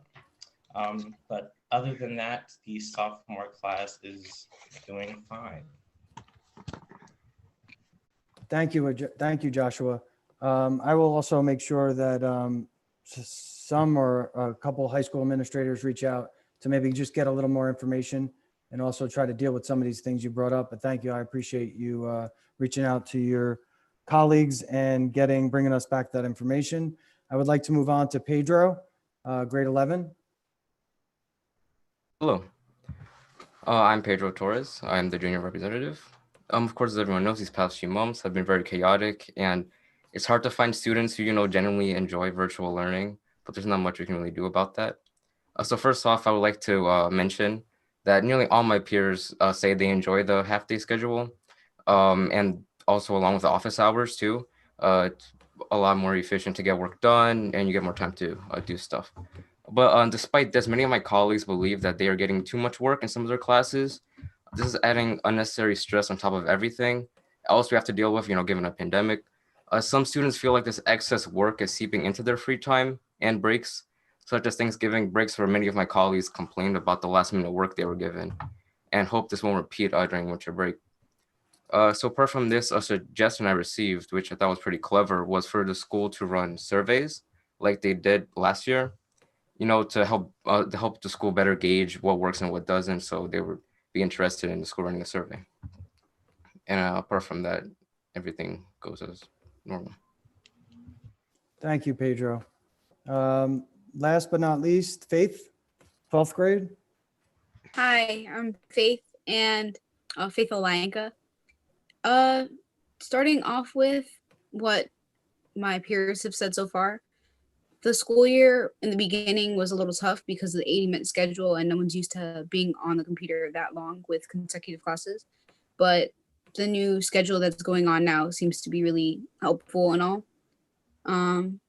But yeah, some teachers are not taking into consideration that we are online. And so it's like they're fitting in the entire school year into one class. And that seems to mess with a lot of kids' mental health. So they're either feeling a lot of anxiety or pressure, or like kids my age who are seniors were working at the same time. And we also have outside stuff, or like maybe we don't have outside stuff. And because we don't have that extra communication with each other, because some people don't use social media or like have that outlet, they're feeling a little just dreary and overworked because they don't have that time to calm down or rest, because by the time we're done with our homework and all this other work that teachers are piling on top of us, it's like their mind is still running with the idea of, oh, okay, I have to repeat this process tomorrow. But some of my teachers so far and some of my friends said that their teachers, some of them are adapting to the lifestyle of online. So they're making it a little more interactive, which is very helpful if the teacher learns to be more interactive instead of just going through the whole lesson, trying to give a lecture, because each student has a different way of learning. Some students, personally me, I learn with eye contact. So it's been harder for me to learn online, but I know some students who are actually benefiting if the teacher tries to make the class a little more interactive with breakout rooms or just some type of way to connect with each other and not just, oh, get the class done and then do your work and we're done. But they were also saying that we don't know if we're having snow days or not, but some students were suggesting that if we're not having snow days, then occasionally, because we don't get those break days that students are usually excited for, they should probably become like mental health days or stuff like that, because it is a big change. And not just us who are stressed, but teachers I see who are a lot stressed, and it's just affecting them, which affects us at the same time. Thank you, Faith. And just real quickly, I will be speaking on the snowstorm that's coming soon on Wednesday into Thursday, a little bit later. But after speaking to Mr. Tatum today, we are worried that this isn't such an early storm that we didn't want to use a snow day coming up. So I'm going to speak on it, but we are, and letter went out to all parents today, announcement. But Mr. Tatum wanted to give a half day. So you will have no work in that afternoon, at least to relax a little bit. I also have already reached out to people in the high school to now speak about, a lot of you brought up mental health and too much work. So I will make sure I meet with the high school team and we start addressing all your guys' needs. Gabriella, I want to apologize, Guido. I pronounced your name, but Gabriella, Joshua, Pedro, and Faith, I thank you guys for not just waiting around and waiting for your chance to speak. As you know, in a normal meeting, you're usually speaking by 7:30. So I want to thank you guys for your patience and for your dedication to speak out to other people and find out how we could get better. So I will make sure that, like I said, the high school team hears what you guys are saying, if they're not already tonight, and we will start working on some of the things you brought forward. Thank you, guys. Next up, as part of my superintendent's report, and I did mention this to Mr. Tatum over a month ago, that I would like to do this, and I would also like to speak to one of the comments in reference to superintendents attending PTA meetings. For a fact, I know Mr. Tatum, myself, and Ms. Moses have been at PTA meetings many times, whether I was an administrator in the buildings or as my position at central office. But part of that, I do value the PTA's voice. I don't want to just go to PTA meetings and hear them. I want to now bring them to the board and let the board and the community hear some of the things that they're involved in the schools and some of the good things that are going on with their organization and our students and our staff. So tonight, I apologize, and I'm excited to maybe next month or the month after, one of our PTA people had a conflict, Deanna Chase, the president of Hannah Caldwell. So she'll join us at a later meeting. But I do have Mary Beasley, the PTA president of Burnett Middle School, here to speak tonight to share some things going on at Burnett Middle School. Mary? Thank you, Mr. Benequista. Good evening. My name is Mary Beasley. Greetings from Burnett Middle School. I am the PTA president for the 2021 academic school year. I am a mom to an 8th grader, Khalil Kaba. I'm just going to briefly discuss some of the fundraisers that we have planned or some that we already implemented. We had a virtual book fair, which was very successful. We actually have a holiday shop that's actually live now. The last day is December 16th. And we also having a holiday grab and go gift bags. That's just something small from the PTA to let the students know we're here for them. We support them during this pandemic. We can't see them, but we are thinking about them.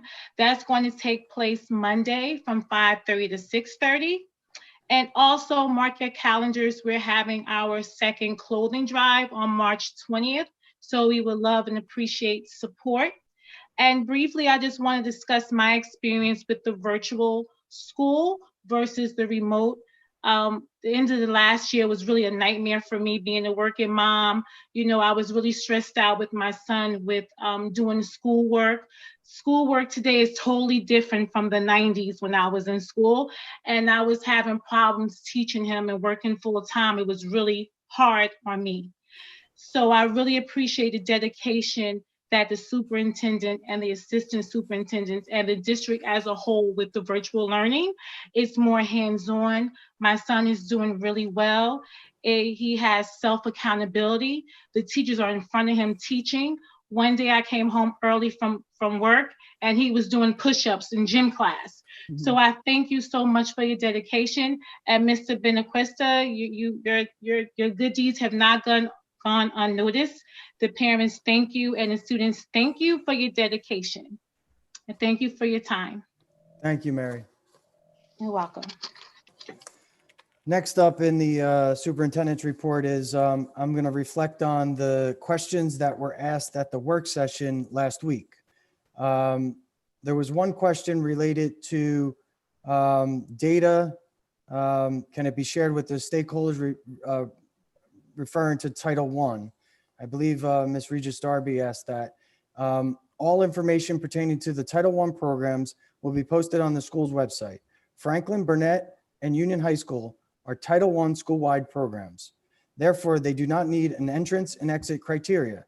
Programs in Title I school-wide are for all students. Jefferson and Connecticut Farms are a Title I targeted assistance. All targeted assistance services must include entrance and exit criteria. The other part to that was Title I funding, has it been increased? The Title I is a federal entitlement program that gives funds to schools in need based on student enrollment, the free and reduced lunch percentage for each school, and the other informative data. Each school district divides its funding among qualifying schools based on their numbers of low-income children. Title I, Part A, Title I of the Elementary and Secondary Act, as amended by the Every Student Succeeds Act, ESEA, provides financial assistance to local educational agencies, LEAs, and schools with high numbers or high percentages of children from low-income families to help ensure that all children meet challenging state academic standards. Federal funds are currently allocated through 4 statutory formulas and are based primarily on census poverty estimates and the cost of education in each state. Our funding increased from school year 20 to 21 by approximately $5,000. There was another question asked from Ms. Lipstein. How much are we saving on regular transportation since the students are not in school? As of the month of November's close, the transportation department is seeing some savings in areas of overtime, repairs, maintenance, oil and gas, aid in lieu of expenditures, just to name a few categories of approximately $150,000. Keep in mind, this information is ever changing depending on the status of our reopening plan. However, we will continue to monitor our expenditures. The next question was science supervisor position being split up. Why are we doing that? The Science and Career Education Department is being split up because between administrators, only because the district has not hired for the vacancy. As soon as that is hired, the jobs will not be split up. Legal services are high. Cost savings if you have in-house counsel, Mr. Mohe. I'm just going to briefly speak on this. and let you know that in the past, we have had inside counsel. However, what I really want to just make sure everyone's aware of is when you have inside counsel and you have a lot of volume of issues going on, personal items where your attorneys need to be involved, like in the past, we have had to outsource and have other attorneys support the district. So even though there was an in-house counsel, we had separate counsel to deal with different matters. Ms. Mackey asked about the guidelines from the state, an update on special education community, what's going on. I mean, I know we're working as a school district to try to get back to in-person learning, hybrid learning. I will speak more about that later, but I could tell you that the district is waiting the results of the ventilation survey, which I have news on that in a little bit. As with all students, we cannot bring students with IEPs back to the in-person learning until the results of the ventilation survey are complete. We want to make sure all our buildings and everything is safe for all our children. And at that time, students with IEPs will return to in-person instruction based on the reopening plan of the district, and the individual student educational needs will be addressed by the IEP team. So those were our questions from last week. Hopefully, if anyone has any questions, we'll make sure we answer them next month. Next up on my superintendent's report is something called Good News. Within that, it's just a lot of different information going on through our district that's going to help parents show what's going on with our kids, show what's going on in our buildings.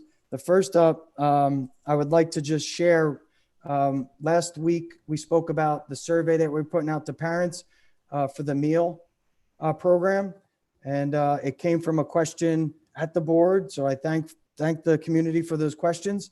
At the same time, it allowed us to and got us to put out a survey.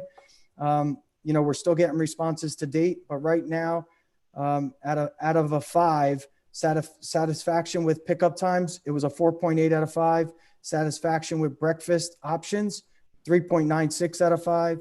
Satisfaction with lunch options, 4.2 out of 5.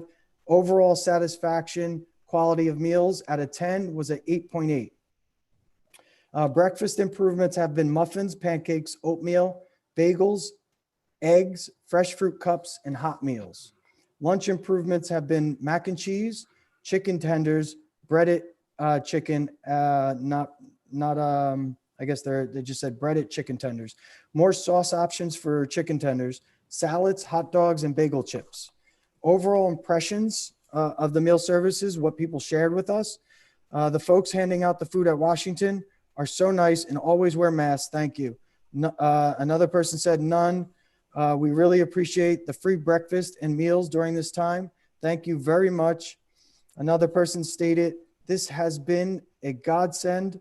The options are great and having the access to this is very beneficial. No improvements needed. One person said different variations of vegetables and fruits. Another person said, I can't come to pick up a lot of times at a regular time. I wish it could be earlier. Somebody else said, thank you so much. I appreciate it. Maybe we could consider having lunch options for the half of the week so that we don't have to come every day. You are all doing a great job. Thank you for doing this service for the students and parents. Perhaps add a few different breakfast options and not have chicken so often. Not a big deal, just a suggestion on what my kids like and will eat. The workers who are giving out lunch on a daily basis do an excellent job. There's nothing I can say for improvement. They ensure that they are always wearing their masks and making every person feel comfortable. Another comment was, we are glad that during this difficult time for everyone, we have the opportunity to get food for the kids. It will be nice to be able to pick up earlier, but in all schools, not only Franklin. Also, it will be more convenient to be able to pick up the meals for 2 days, since sometimes it is difficult to get there every day due to work. Some changes that Pontonian proposed were macaroni with meat sauce, chicken and Caesar salad, a bagel bag, and egg and cheese biscuit sandwich. So I would like to just let you know, we are working on some of those suggestions. We're going to look at earlier options at not just Franklin, as well as, changing up the selections and just trying to work on what feedback we got. We will be addressing some of those concerns, but a lot of good news out there on the food service. The next thing I would like to share is our fall sports. I want to wrap that up. I'm happy to announce that our girls soccer team made it to the state group 4 sectional finals. However, they lost in a hard-fought game, but congratulations to our girls soccer team. We had a lot of people that I would like to announce that had fall athletic honorees for football. Excuse me. First team all-state, all groups. Desmond Igbin, a son, was first team all-state, all group. Desmond will also be signing to attend Rutgers. I believe it's tomorrow, and he has received a full scholarship to play football. Congratulations, Desmond. Second team all-state group 5, Davidson Igbin Osun and Dianti Wilson. They were second team all-state group 5. The boys football all division 5D. There's a couple of them: Terrell Cannon, Jalen Carter, Warren Francis, Davidson Igbinosun, Desmond Ibiguson, Elijah White, and Deontay Wilson. Congratulations to all you guys for boys football all division 5D. Moving on to boys soccer. All county first team, Jeremy Fonseca and Cody Sarkodie. All Union County second team, Michael Travaris. Honorable mention, all Union County, Curran St. Clair and Nick Carrera. Boys soccer team, watch on conference, all conference. First team, Jeremy Fonseca, Cody Sarkodie, and Michael Travaris. Boys honorable mention, Nick Carrera and Curran St. Clair. Girls soccer, all Union County first team, Isabella Groff Tizza. Girls soccer all mountain conference. First team, Natalie Aguirre, Isabel Groff Tizza. Second team, Yuli Amador and Taylor Webb. Congratulations, girls. Honorable mention, all mountain conference. Tara Dawson, Maria Montero, and Kayla Willis. The New Jersey Girls Soccer County Association, all-state honorees, Taylor Webb, Yuli Amador, Isabella Groff Tizza.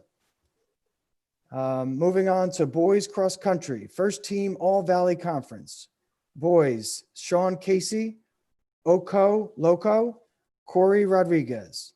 Boys Valley honorable mention, Darcy Bedroza. Girls cross country, Union County, all county girls second team, Cassidy Kidd. First team All Valley Conference, Angela DeStefano, Anna Figueredo, Cassidy Kidd, Shauna Newsman, and Maria Silva. Field hockey, first team all county, Lyric Scott. Lyric will also receive a full scholarship to play field hockey for Rider University. Congratulations, Lyric. Honorable mention all county, Azaria Grothman, Jada Rawlinson, and Zaya Wright. First team Blue Devil division, Lyric Scott, Azaria Gratham, JD Rawlinson, Ziana Wright. Congratulations. Second team Blue Devil division, Alexia LaCory, Alexa Kemps, Kaylee McDonough, Angelina DePonte. We also anticipate additional signings with other scholarships being offered. Congratulations to all the fall sports teams on a great season through a uncertain time. Next up, I would like to talk from a building perspective, principal administration wise, some of the things going on in our buildings. Burnett Middle School was proud to launch an esports program and a team as part of its Title I program. Esports is a term used to describe competitive playing of video games. Esports has been growing in popularity for over the last 20 years and has seen a major surge in popularity over the last several years. Globally, it is the second most watched competition, a second to only soccer. Only football is more popular in the United States. It has grown so popular that colleges have begun creating teams and designing space for these programs. Many colleges are beginning to offer scholarships for these programs as well. The Burnett Middle School team has started on this new journey by entering the Garden State Esports, GSC, Rocket League Championship competition. The team is undefeated and won all 3 official matches. The team currently has a core group of around 10 people, 10 players. New friendships have been formed that very likely would not have occurred outside this environment. Additionally, several parents have reached out to express their joy at their students' excitement about the program. As our program continues, we anticipate more students participating, especially if our success continues. The program's future goals include better representation of the overall student population to include females and students with special needs, student involvement outside of players to include promoters, commentators, analysts, managers, journalists, and artists, increased social media presence on multiple platforms, a team website, and a larger variety of games being played. At Battle Hill Elementary School, Battle Hill Elementary School is committed to supporting our students, family, and community. Considering the onset of COVID-19, our pathway towards maximizing community capacity and on engaging school family community partnerships by way of innovative methods such as Zoom, Facebook, and Google Classroom, whereas programs involving face-to-face interactions were guided by the strict enforcement of social distancing and wearing of masks and in compliance with federal, state, and local guidelines. In September, Battle Hill hosted 2 outdoor events, technology distribution and back to school night. Stakeholders engaged in meaningful discussion, engaged academic resources and supplies, and enjoyed music and ice cream. In October, our school acknowledged HIB with a school-wide pledge, school family discussion on HIB, and various creative contests. In November, our school hosted a food drive to support the low-income population. In honor of the 2020 presidential election, we held a student election to select from the presidential candidates. The engagement of our families is unparalleled. Students and families contributed well over 500 cans of food. Battle Hill students and teachers had an awesome time sharing sentimental items during the show and tell. In December, our school enacted Honors Day to celebrate students' excellence for the first marking period. We are now a part of the National Honor Society for elementary level.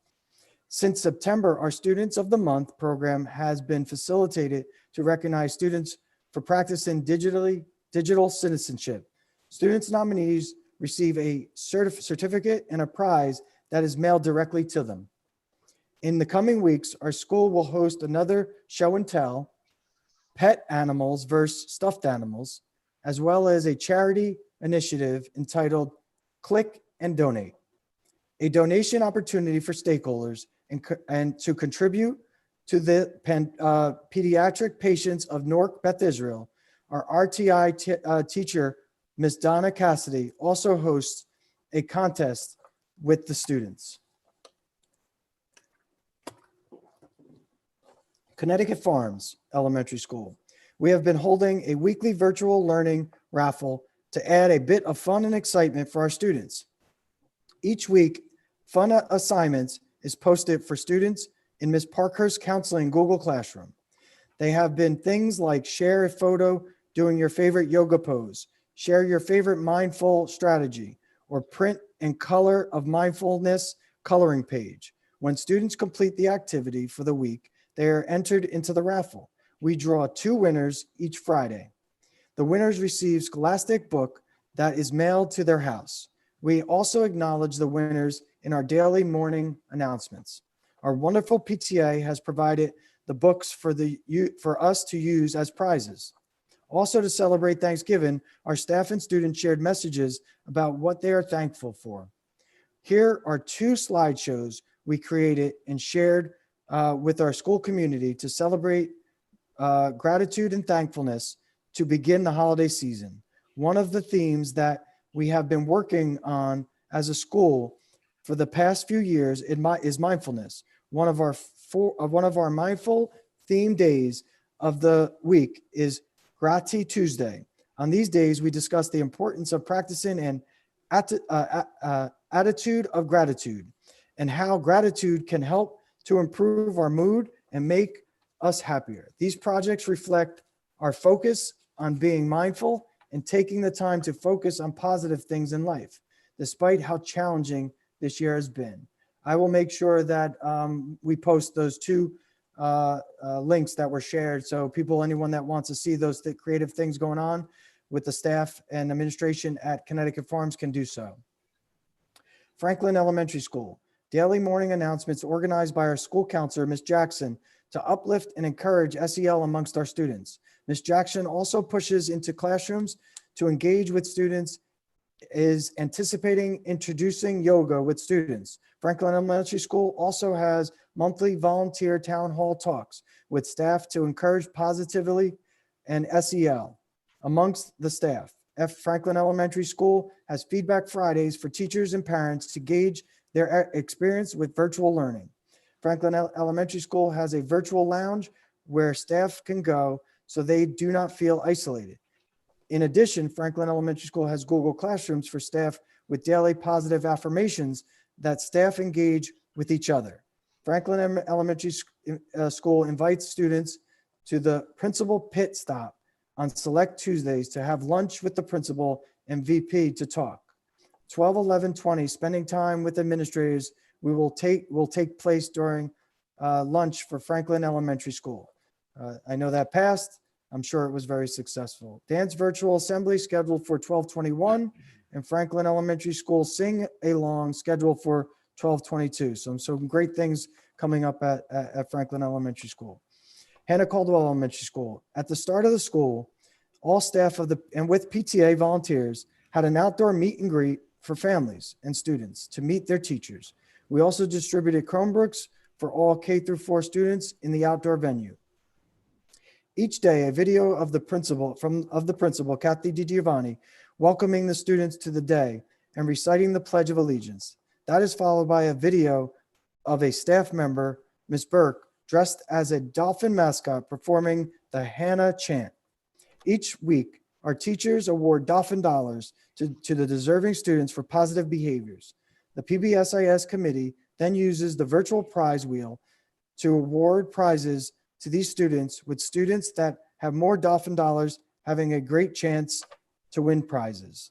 In addition, our school counselor, Ms. Tremuta, has involved the students and staff in various activities such as Week of Respect activities, digital citizenship lessons. Stories are read to students all grade levels, followed by discussions, character building card games, gratitude and kindness lessons, Santa in Blue, and our virtual classroom rules. Other activities are weekly SEL lessons to aid our students in feeling good about themselves. In December, there was a friendship lesson story read to all students. Discussions and activities followed. In collaboration with the PTA, our students and staff participated in September's giveaway of children books titled Puppy Dogs and Ice Cream Books, COVID themes. Masks and hand sanitizers were handed out to the Hannah Caldwell Elementary School families.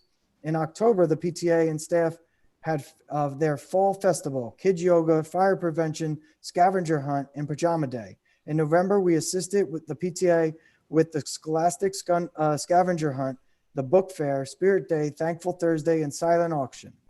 Beginning in January, our school will be participating in Playworks program.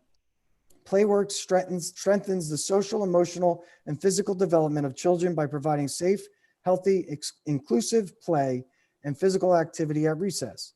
It teaches children to resolve conflicts that arise at recess and carry over to the classroom, restoring valuable teaching and learning time and preventing bullying. Our school has been and continues to reach out to help our Hannah Caldwell Elementary School parents, students to adjust to virtual learning, getting Chromebooks, academic help, parent-teacher conferences, and other needs. We also continue to reach out to our non-English speaking families and our out-of-district students. Livingston Elementary School. Every Friday, Mr. Clock sends a message to all of his students, keeping them up to date on important information, reminders for the following week. December 4th message, link below. I will make sure that also gets up on our website, so anyone that wants to look at that will have access to it. Teachers share daily through the school-wide staff, Google Classroom videos, interactive lessons, educational websites that can be pushed out for virtual learning. Teachers and staff collaborate during their daily PLCs on ways to integrate daily SEL lessons, activities, and discussions. And finally, Washington Elementary School, they wanted me to share Thanksgiving food drive. That it was a huge success with over 500 pounds of food collected. Winter clothes drive starts in January.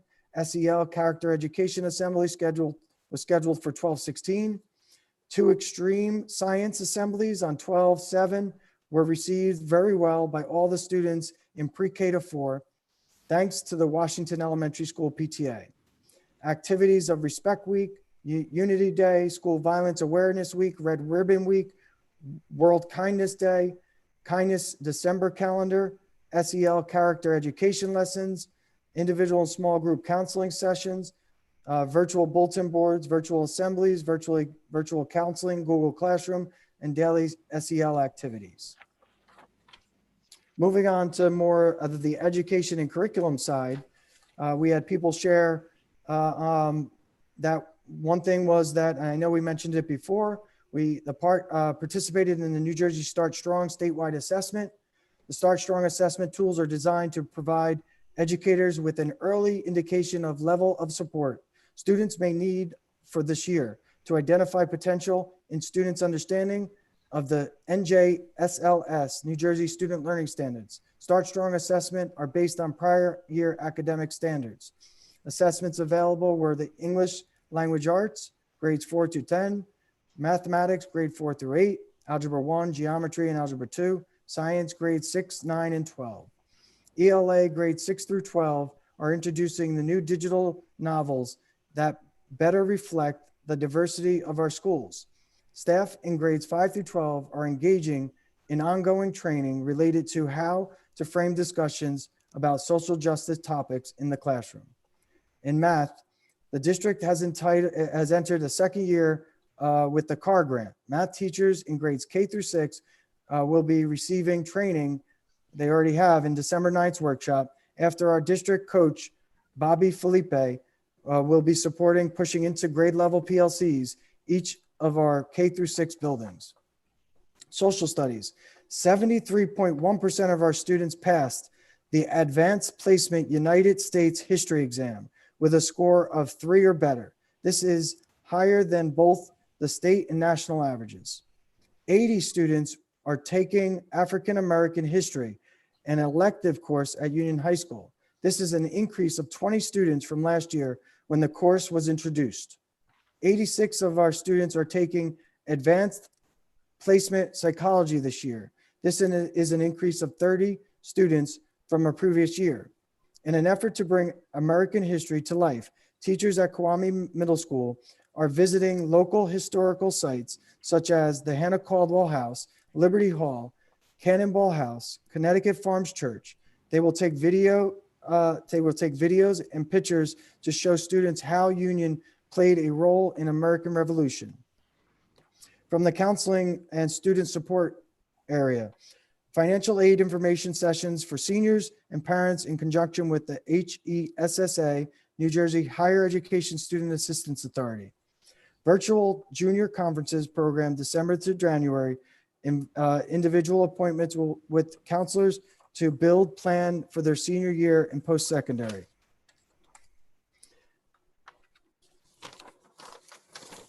Instance decision days and various acceptance articles. There was an article in Tap Into in Union on December 5th, talking about how we had our college information session and instant decision days at Union High School. I would just like to share, we had a lot of kids participate in the schools. The colleges and universities that were included were the University of Delaware, Ramapo College, St. Elizabeth College, NJIT, Caldwell University, TCNJ, NJCU, Rutgers University, New Brunswick, McGill University, Delaware State University, Union County College, Universal Technical Institute, Kane University, St. Peter's University, Lincoln Tech, William Patterson University, Seton Hall University, Bloomfield College, Iona College, Lincoln University, Fairleigh Dickinson University, and Felician University. And I'm sure later in this year, Ms. Ahern will share, like we started, and I think it came from a board meeting, where all our kids are being accepted into and the next phase of their life, where they'll be going. The Kane update, COM 1402, speech communication, critical citizenship, is available this spring to our senior students with a minimum of a 3.0 GPA. Kane set this criteria. In good academic standing for Union High School graduation, funds are set aside for 15 students through the School of Communication, Media, and Journalism at Kane. And if we haven't already, we'll make sure that flyer gets posted so everyone's aware of that. But I know we're doing a lot with, Kane and some new programs, and I'm really excited about some new ones coming soon. There will be a Don't Get Vaped in presentation. I'll make sure that gets up on Union High School's website.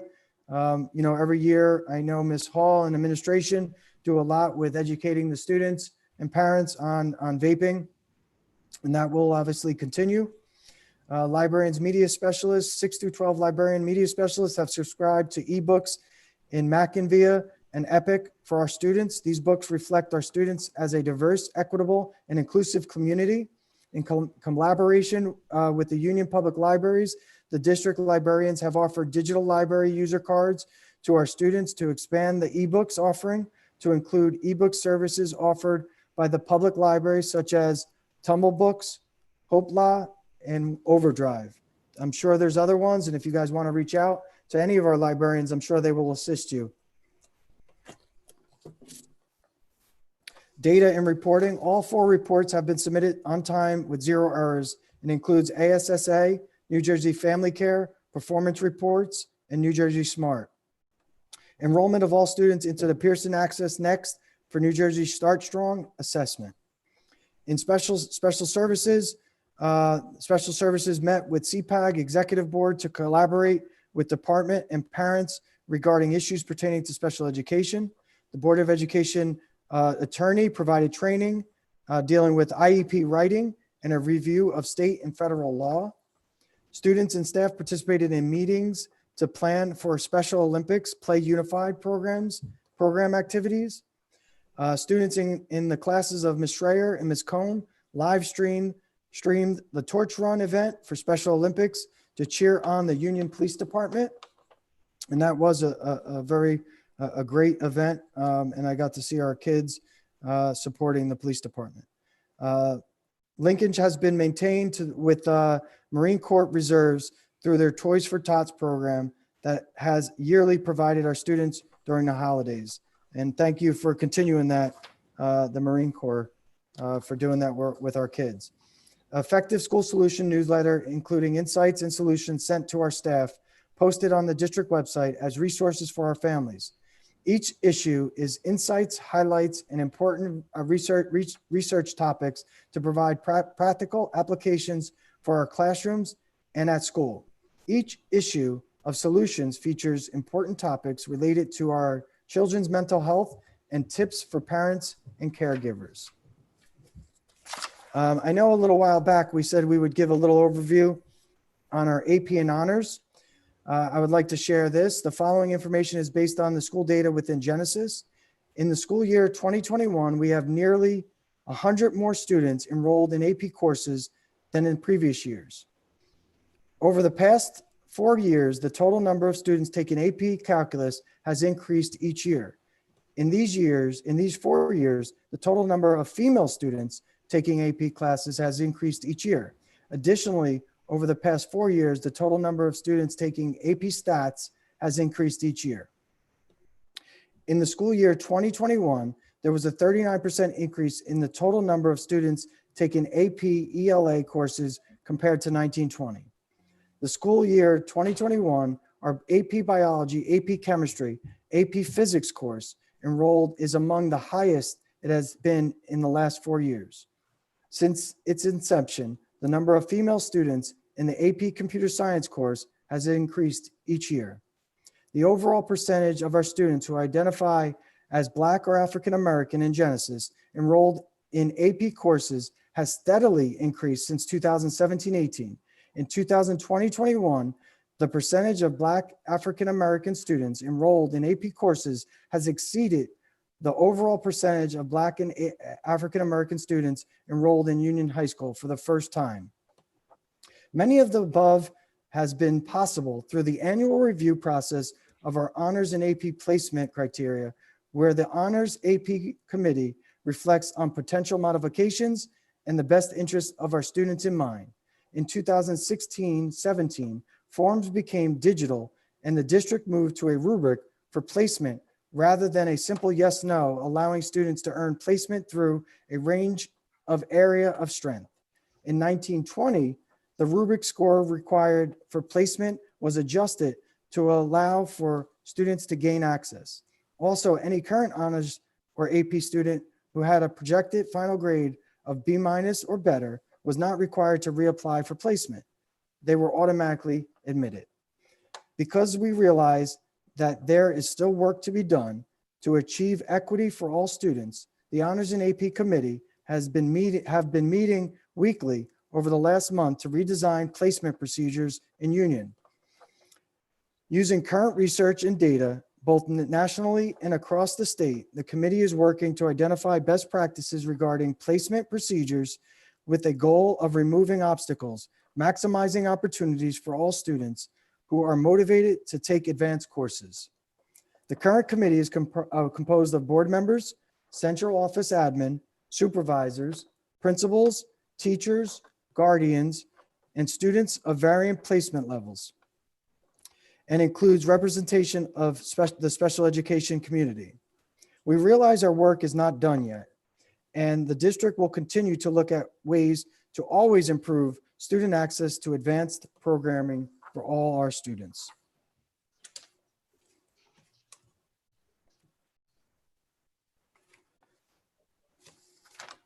Every year, we share what amazing things our teachers are doing with the grants received from the Educational Foundation. Since we have been on remote learning, we have not been able to share in person like we usually do. Mr. Wojcik is going to share a video that Lisa Genovese, a social studies teacher, put together showing the great ways Ms. Genovese has been able to work with our children during the pandemic. Because of the grant she received from the Educational Foundation of Union in 2019, I would also like to thank Sue Lipstein and her team for conditionally supporting our students, teachers, and community by providing these grant opportunities, which is allowing our teachers to do some of these creative things. And this is another thing I would like to share as the year goes on, some of the other grant winners to really show what else they're doing for our kids. Mr. Wojcik, can you please play a short video?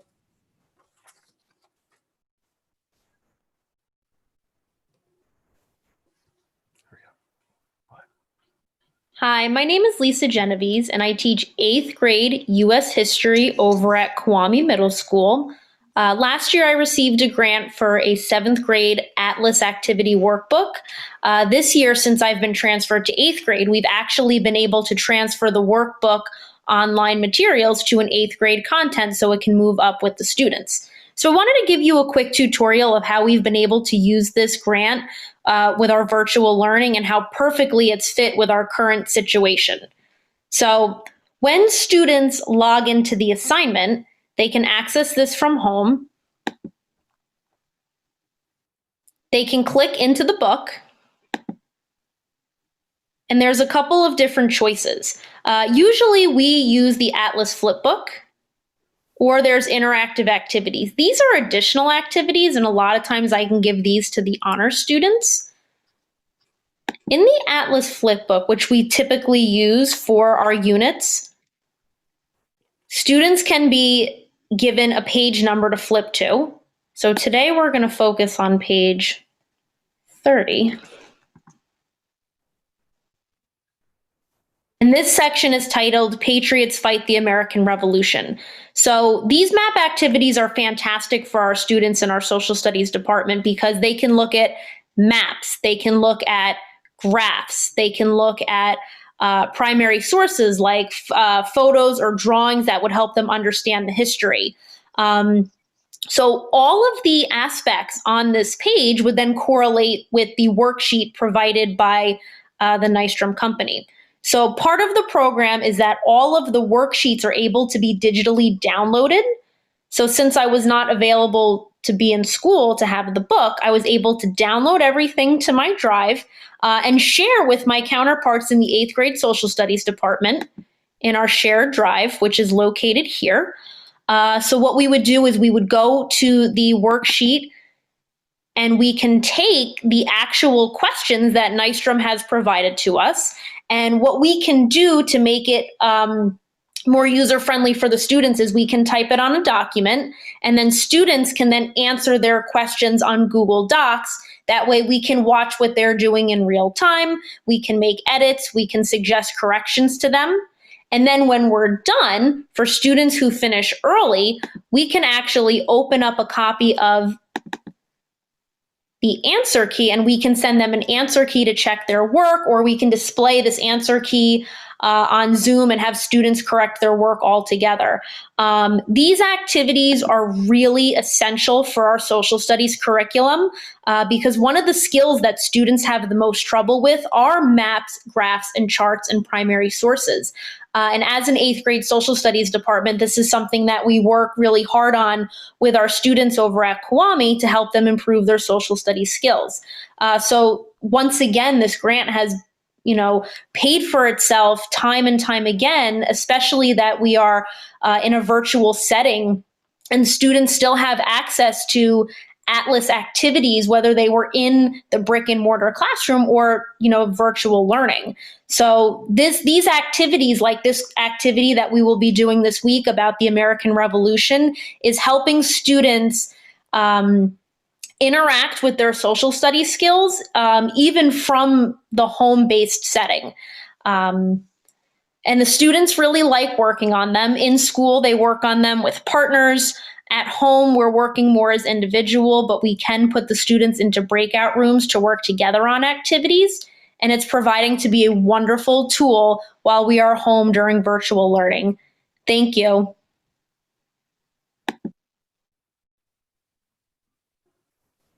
And again, thank you for sharing that with us, Ms. Lipstein.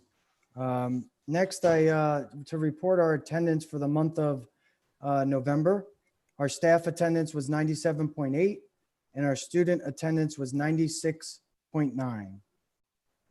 At this point, it was mentioned earlier about ventilation and in the past, returning to hybrid. Like Mr. Tatum has mentioned many times, he wants to make sure that the buildings are safe for when we return.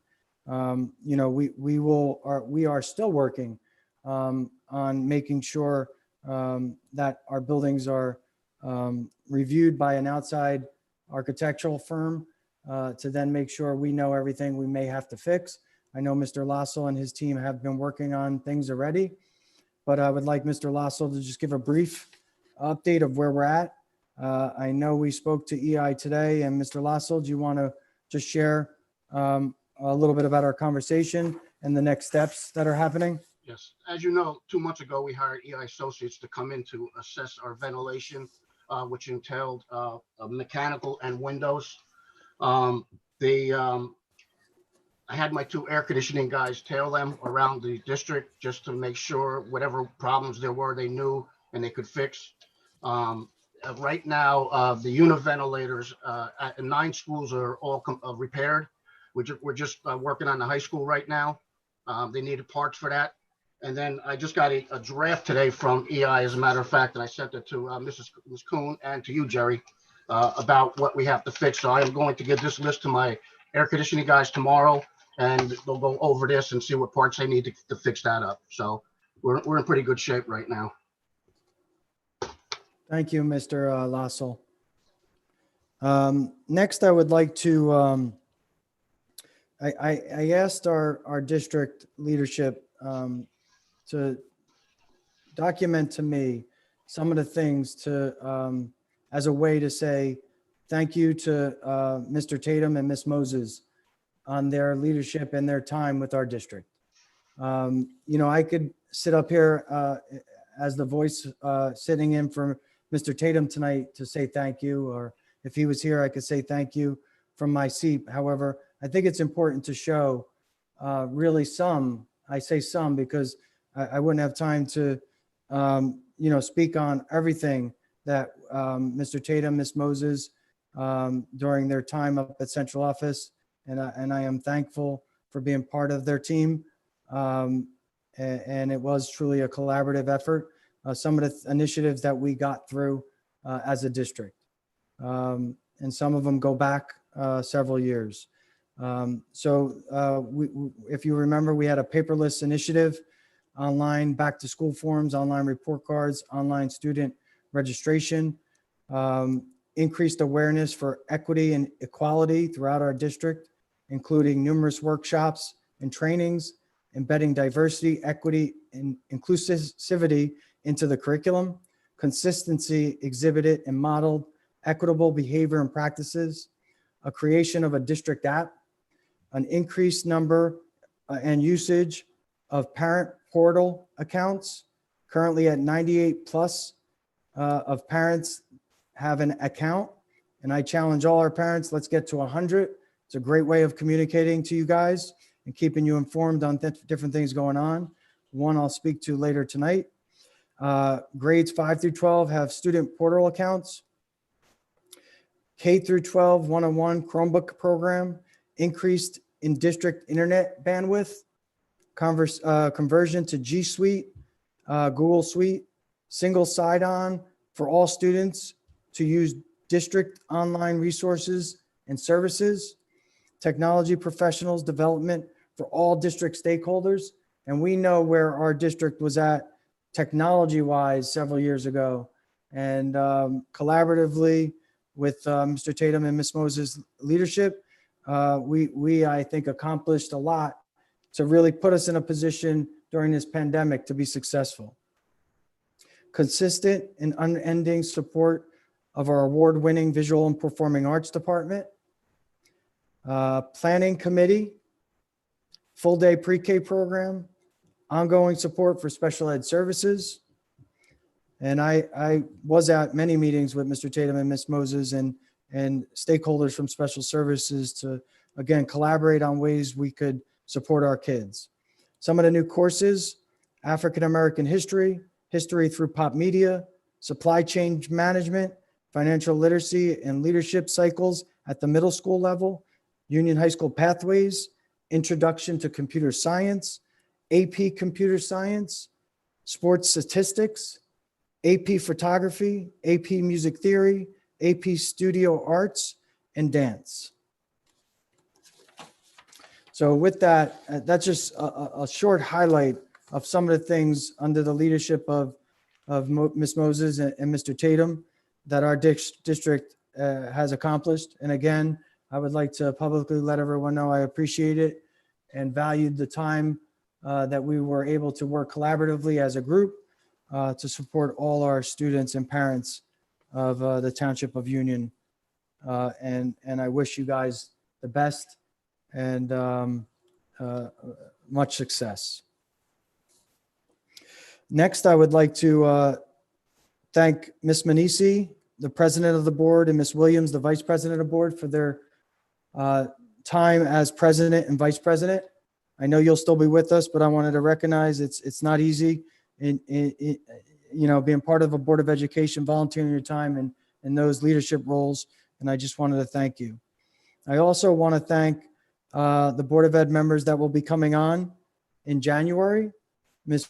Nellis Regis Darby, Yocasta Brenz, and John O'Shea. I look forward to meeting you guys and working with you guys in the future. As far as the board members that, will be leaving us, I just want to thank you personally for your tirelessly given your time, energy, and willingness to serve on our Board of Education for the Township of Union students, parents, and employees. I appreciate everything you have done for us. And that goes out to Sherry Higgins, Vito Newfrio, and Linda Richardson. Thank you guys. The job of a board member is not easy. You volunteer a lot of hours to give back to our community and our students. And I just thank you guys for the time you were on the board.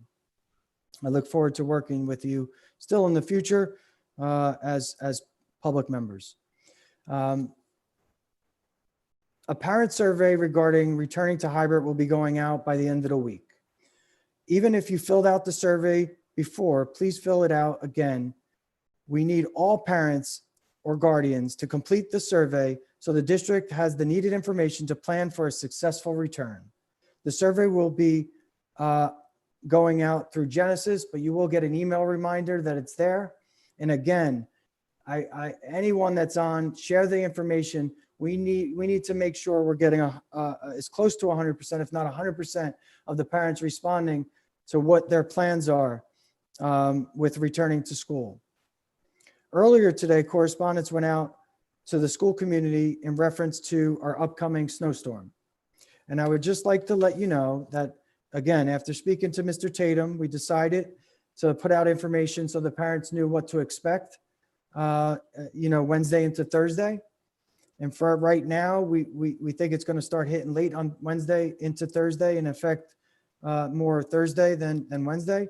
But the letter read that went out today said, "Good afternoon, Township of Union Schools community. Due to the impending snowstorm forecasted for tomorrow into Thursday, all district buildings will be closed Thursday, December 17th. However, the district will remain in session for asynchronous virtual learning on a half-day schedule. Asynchronous meaning there will be no live lessons, rather providing if there's any power outages, students can communicate with their teachers via Google Meet or emails regarding the day's assignments. So the teachers are still available. But if the storm is bad, there may be students and teachers without power, possibly without internet.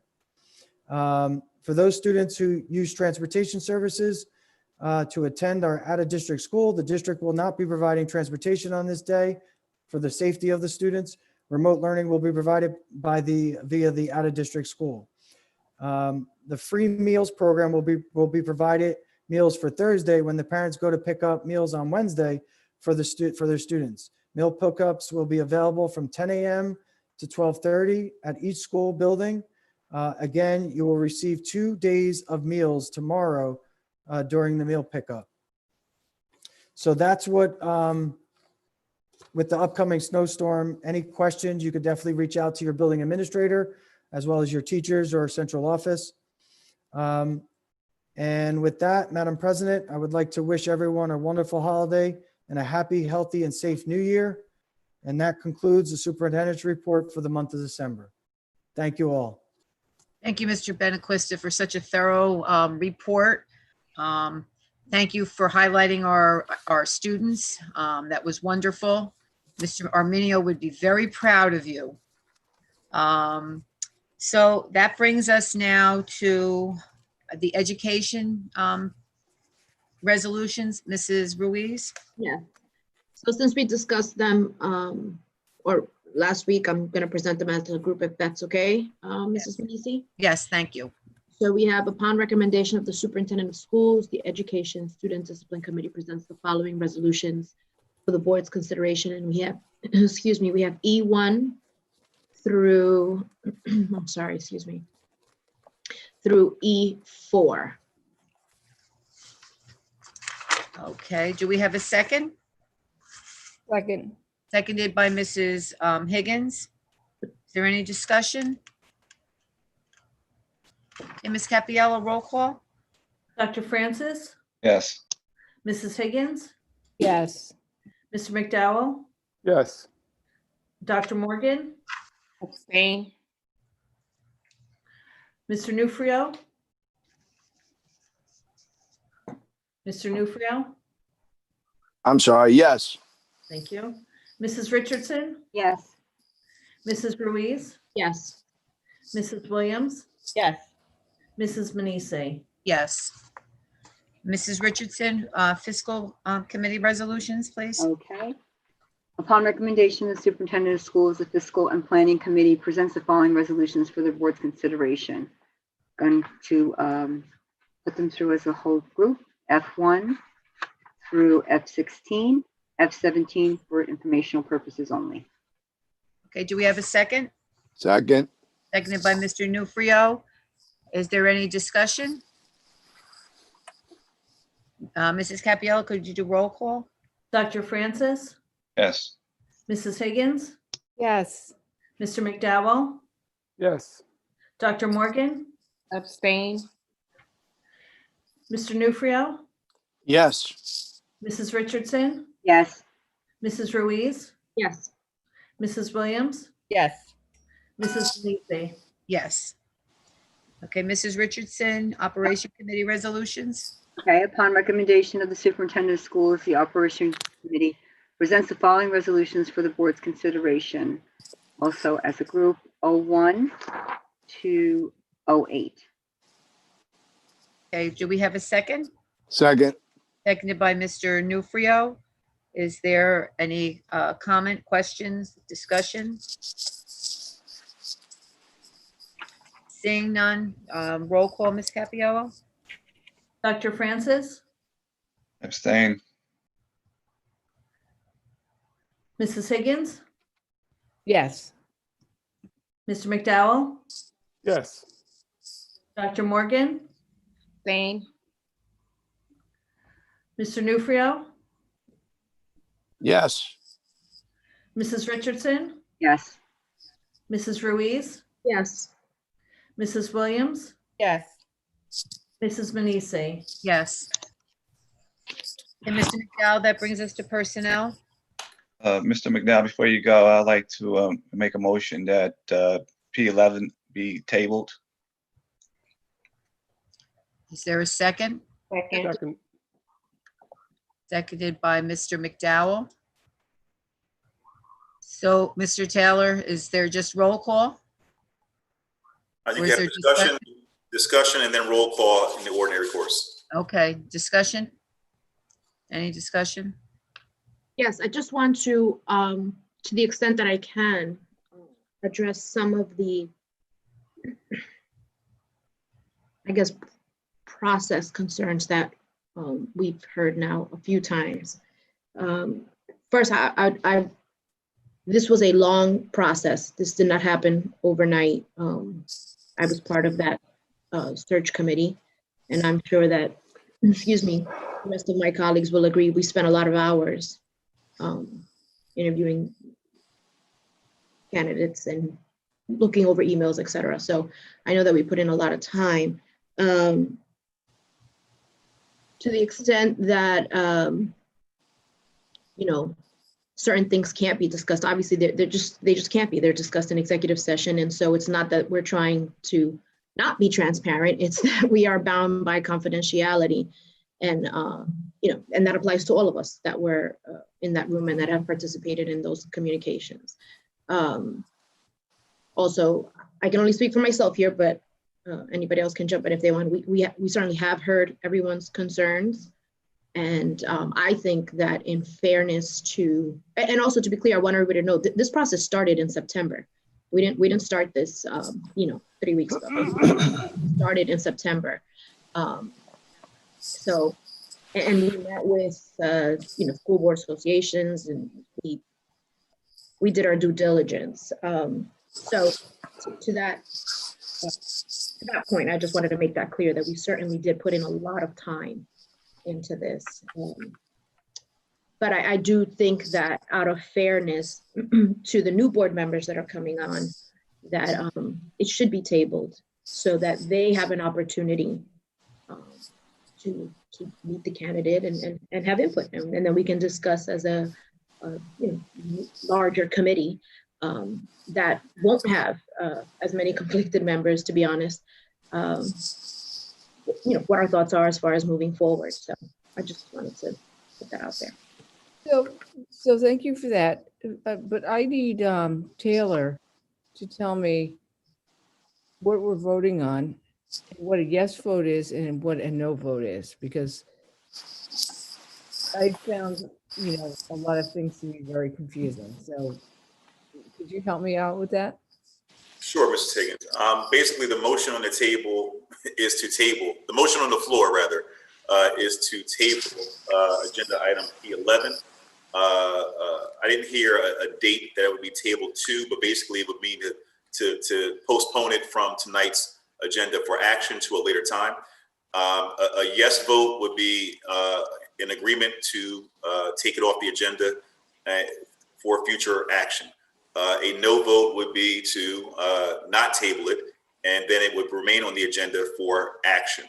I would recommend the conflicted members to abstain and not participate in that vote, as it may affect the impact the appointment either way.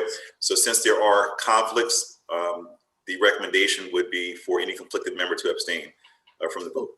So you're saying to abstain from voting by saying abstaining, right? Is that what you're saying? Actually, you know what? Let me back up a second. No, that's impossible. Excuse me. Let me back up a second. Whether to table or not is not a conflict or has no impact on the merits of the matter. It's a procedural matter. That's it. So You're not voting for or against the candidate. My recommendation would be to abstain from voting to appoint the candidate, but whether it's on the agenda or not, it's just a procedural matter of governance. So there's no need to abstain from a motion to table. I would Mr. like to Taylor. say, excuse me. I'm going to agree with Ms. Ruiz when she stated that it would not be fair to the oncoming board members who would be installed in January. Mr. O'Shea made a great point last month's meeting when he stated that this would probably be a lame duck vote. People who are leaving should not be picking the new superintendent because the people who voted for Nellis Regis Darby, Yocasta Brins, and John O'Shea chose them because they knew that they would be choosing the next superintendent. So this motion, this policy should be, not policy, this resolution should be tabled for those reasons. In addition, this is an interim position and they should have the right to interview the candidate or candidates who will be appointed when the time comes. I thought that was settled, but now we see that this is on the agenda and the public believes that it was slid on in the dead of night. But I guess as a board member, it was slid on in the dead of night for me also, because I also was not aware that it was going to be on the agenda. So I just wanted to make it clear to the public that this was not a slick move, as someone said, or someone having their own agenda. I don't know what that agenda is. There's many theories out there, but I deal in facts. And the facts are that Nellis Regis Darby had 12,296 votes. Yocasta Brins had 12,025 votes. And John O'Shea had 10,386 votes. And those people should be, they should have the right to choose the interim and the next superintendent of Union Public Schools. And you know what? I kind of agree, but I also think if you're on the board and you have the right to vote and to, and you should have the right to vote, right? Because right up into the end, you have the right to vote. So I agree with you and I don't agree with you. And we can agree to not agree on things, but you know what? If I don't agree with something, I don't have to agree with it. If I'm still on the board, I don't have to, but you know. And you're right. I mean, I'm not saying that you can't vote. I just wanted the public to know Right. where what the thought process for Dr. Morgan, because you know, there's just so many things out there and I just don't like it. I deal in facts. Let's talk about the facts. Dr. Morgan, I do want to say that I agree with you, and I do like the way that you explained this.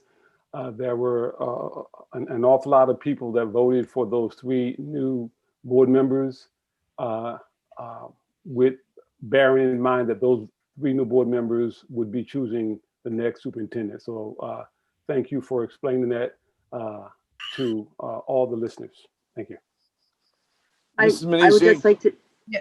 Go ahead, Vito. Mr. Vito, Mr. Newfield, you wanted to say something? Yes, I do. Again, to clarify the question that Sherry posed, and certainly I want to be sure that I'm thoroughly clarified on it. The motion to table this is a procedural process, which all board members, including the 3 conflicted board members who will not be voting on the resolution if it should fail to be tabled. So in essence, it's moot, but we are entitled to vote for this particular motion to table or to proceed forward with it. A yes vote would obviously be to table it. A no vote would be to allow the resolution as it is, P11, to come forward to the table for a vote for the non-conflicted members. Is that correct, Mr. Taylor? Yes, it is. Thank you. I would just like to say, as the, I guess, lame duck member of the board, as Ms. Ruiz said, we had been working on this in September, interviewing individuals for the interim superintendent's position, not the superintendent's position, which is being said through other members on the board as I'm listening. And so spending that time from September, you know, October, November, December, 4 months of time, and then to turn it over to the new board that's only going to be on for, well, they're just starting that day. Because I know that you're going to be voting on the day of the reorganization. So I kind of feel that that is a little bit unfair. For putting in all that time. If I had known that, I probably wouldn't have attended any of the meetings. Because now I'm called a lame duck. I still can vote. I know that. I know that as a lame duck, you can still vote. But I put in all the time. They didn't.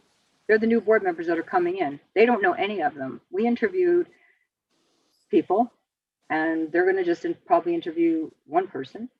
I just don't think it's really appropriate, but that's okay. You know, Mrs. Richardson, Mrs. Richardson, you don't know what's going to happen once the new board members get there because they have a voice. They may want to start the process all over again. Had we had this done in September, October, it wouldn't be a conversation right now, but we didn't get it done. So blame whoever you want to.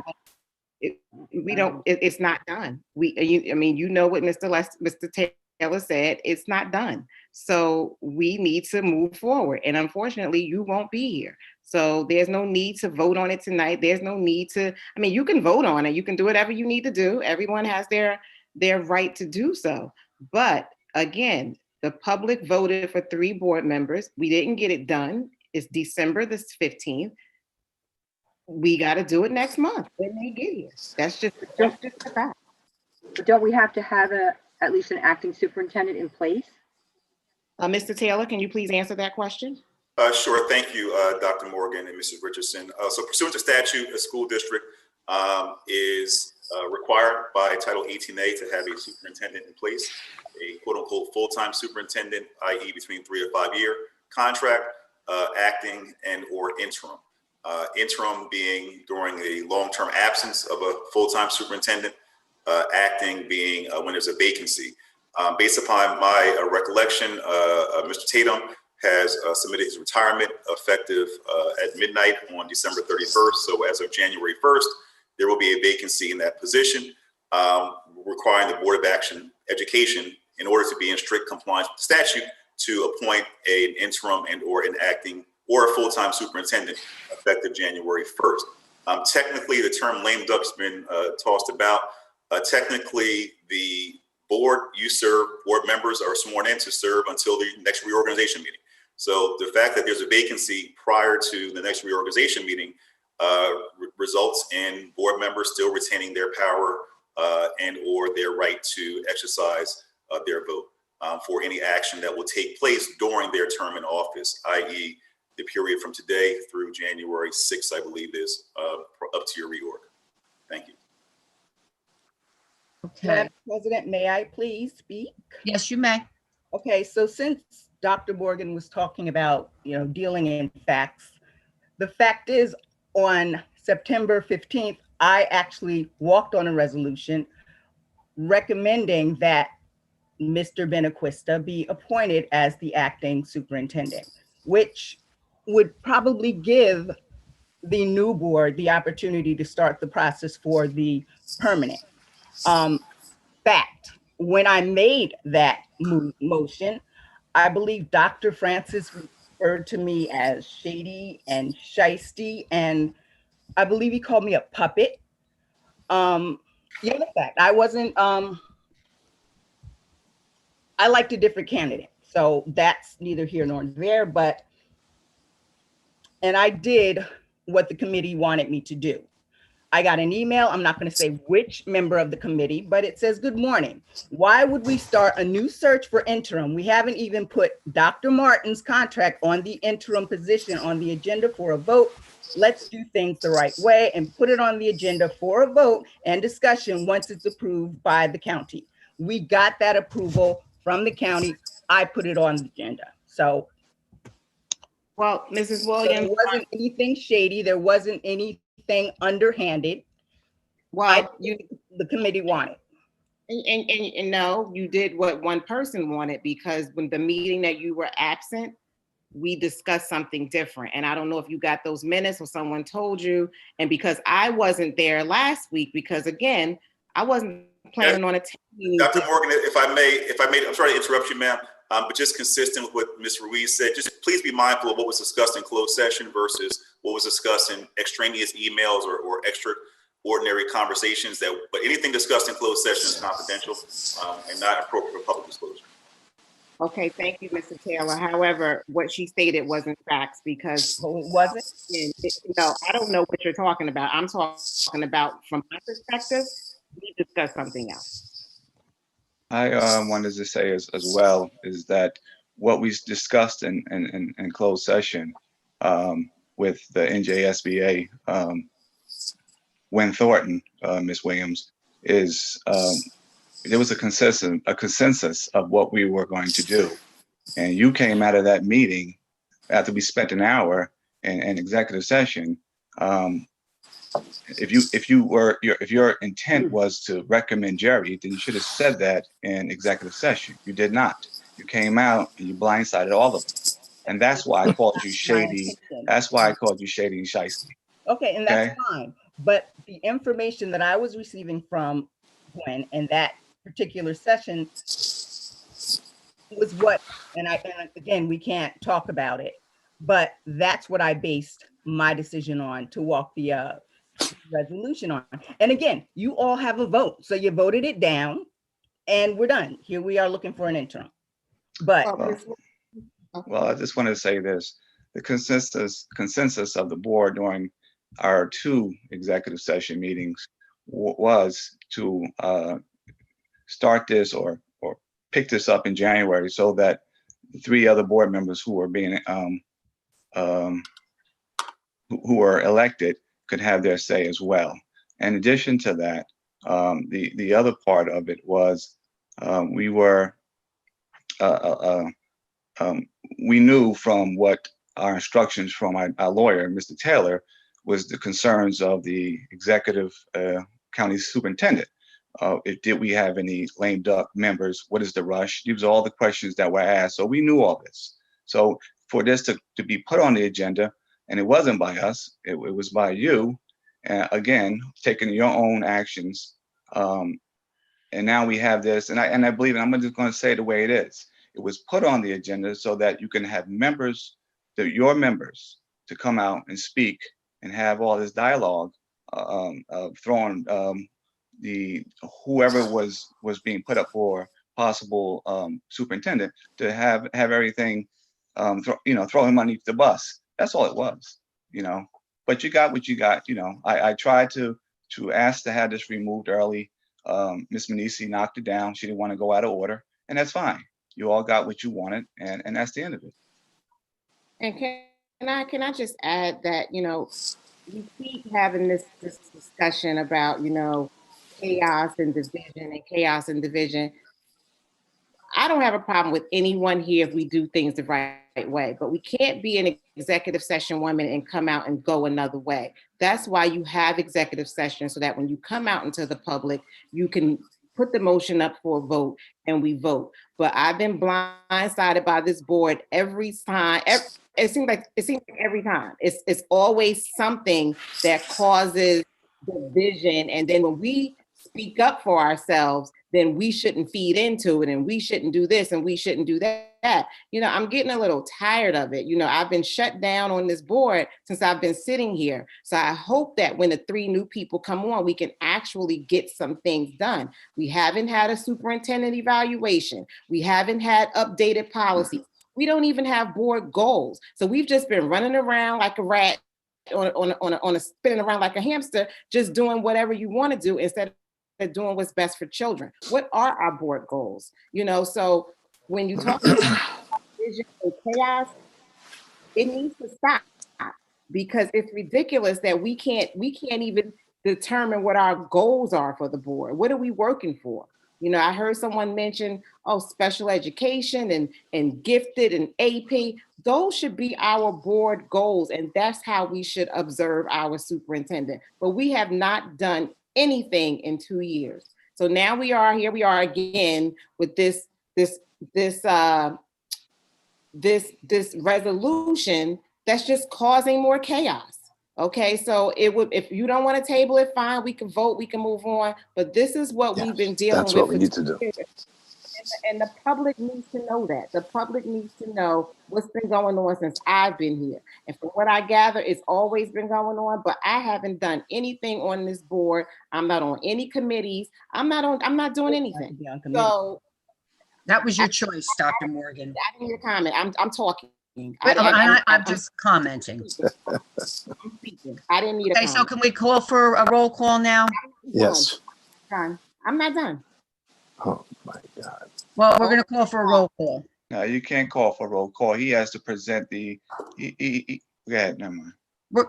We're calling for a roll call on whether or not to table the P11. Okay. Ms. Cappiello? Dr. Francis, Yes. Mrs. Higgins, I want to know exactly what I'm saying. We're voting to table Mr. Taylor? As indicated, a yes would be agreement to table it. No would be to not table it, leave it on the agenda for subsequent action on it. Okay. Yes. Mr. McDowell, Yes. Dr. Morgan, Yes. Mr. Nufrio, No. Mrs. Richardson, No. Mrs. Ruiz, Yes. Mrs. Williams, No. Mrs. Manisi, No. 5-4. Wait, can I, I'm not sure I understood what I was saying. You're saying yes to leave it on, Sherry. If you vote yes, you want to table it. If you vote no, you want to leave it on. No. I want to say no. It's fine. I'm Don't want to changing table my it, it's vote fine. to no. I feel like nothing is really clear on this, Lester, I'm sorry, nothing's really clear. I want to say no. So Can we change your vote? Yes. I'm changing my vote to no. So then it's 5-5. I'm sorry, no. Can't be. It's 4-5, sorry. 4-5. It's all right. So then, Mr. Taylor, then it stays on the agenda. So it's on the agenda, so now it would have to be, if someone wants to make a motion and second, then that item can be voted on this evening. Okay, thank you. Make a motion that we vote on the item. Wait. Personnel is me. Oh, I'm sorry. I'm just trying to move forward, Mr. McDowell, because I'm tired. I understand that, but there's also one other thing, and Mr. Taylor, I asked this question before. Yes, sir. This resolution P11 would need 5 votes to pass, right? Yes, Because sir. it is superintendent. Pursuant to Title 18A, acting superintendent is defined and interpreted by the Commissioner of Education as a personnel action. It requires 5 affirmative votes to pass. And we have 3 conflicted members, correct? Correct. So only 6 board members are able to vote. The 3 conflicted members have to abstain on the action of the substance and merit of the matter. Okay. Madam President, may I proceed with the personnel resolutions? Yes, sir. Upon recommendation of the superintendent of schools, the Personnel Committee presents the following resolutions for the board's consideration. And these resolutions were presented last week, P1 through P8, during the working session. P9 is to approve the settlement agreement and mutual release between the Board of Education and the Union Township Education Association in accordance with the non-public information in the hands of each board member. P10 is to approve the settlement agreement and general release between the Board of Education and SG in accordance with the non-public information in the hands of each board member.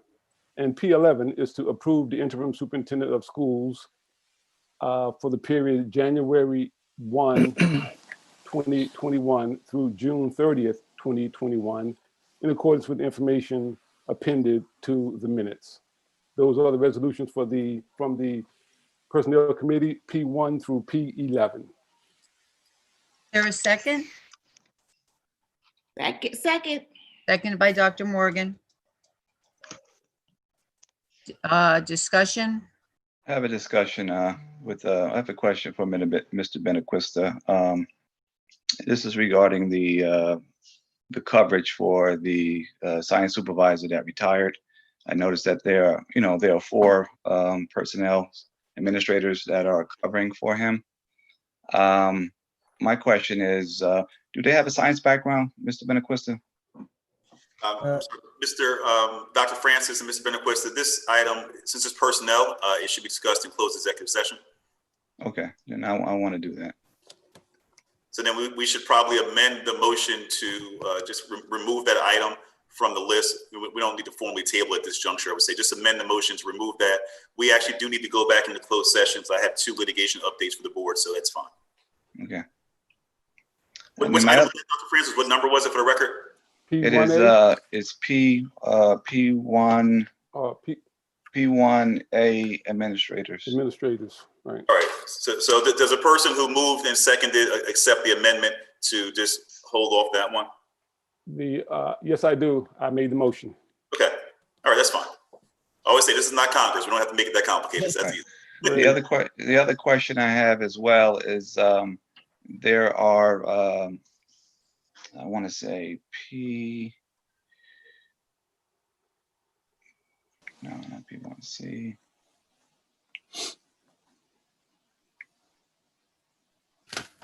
Home instructions. Will we need to have home instruction, being that we're doing stuff virtually? I would also suggest, Dr. Francis, that be discussed in closed executive session. The whole personnel section, for the most part, should be discussed in closed session.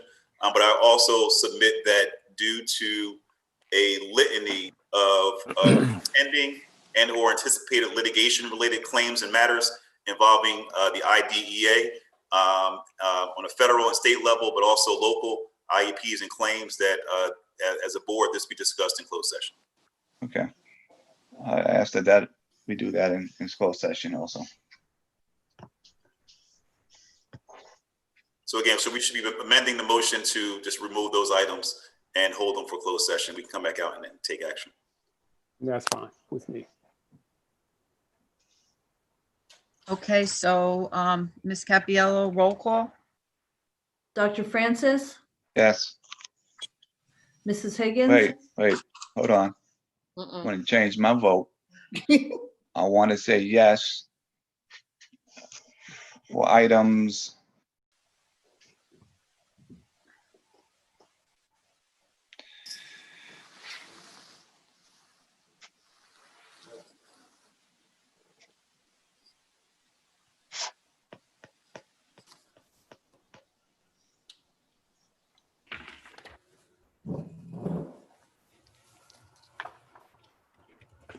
B1A, P2 through P10, and I'm going to abstain on P11.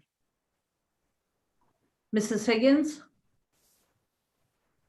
Yes to everything, but I abstain from P11. Mr. McDowell? Yes to everything, everything, and abstain from P11. Dr. Morgan? Abstain from everything. Mr. Nufrio? Yes to all except I abstain to P11. Mrs. Richardson? Yes to everything and no to P11. Mrs. Ruiz? Yes to everything and abstain from P11. Mrs. Williams? Yes to everything except P11. P11's a no. Mrs. Manisi? Abstain from P11 and yes to everything else. Okay. So there was 1, 2, 3, 4, 5. Everything passes and P11 was voted down, fails. Okay. Does it fail or does it? It's not. There has to be 5 votes for a personnel vote. No, it has to be 5 affirmative votes to effectuate the hire. Okay. Anything less than 5 means the motion fails. Okay. Anything less than 5 yes votes means the motion fails. Okay. Thank you. Okay, so Mr. Nufrio, that brings us to policy. Yes, I do have a question before I proceed with that. Excuse me. Drink of water.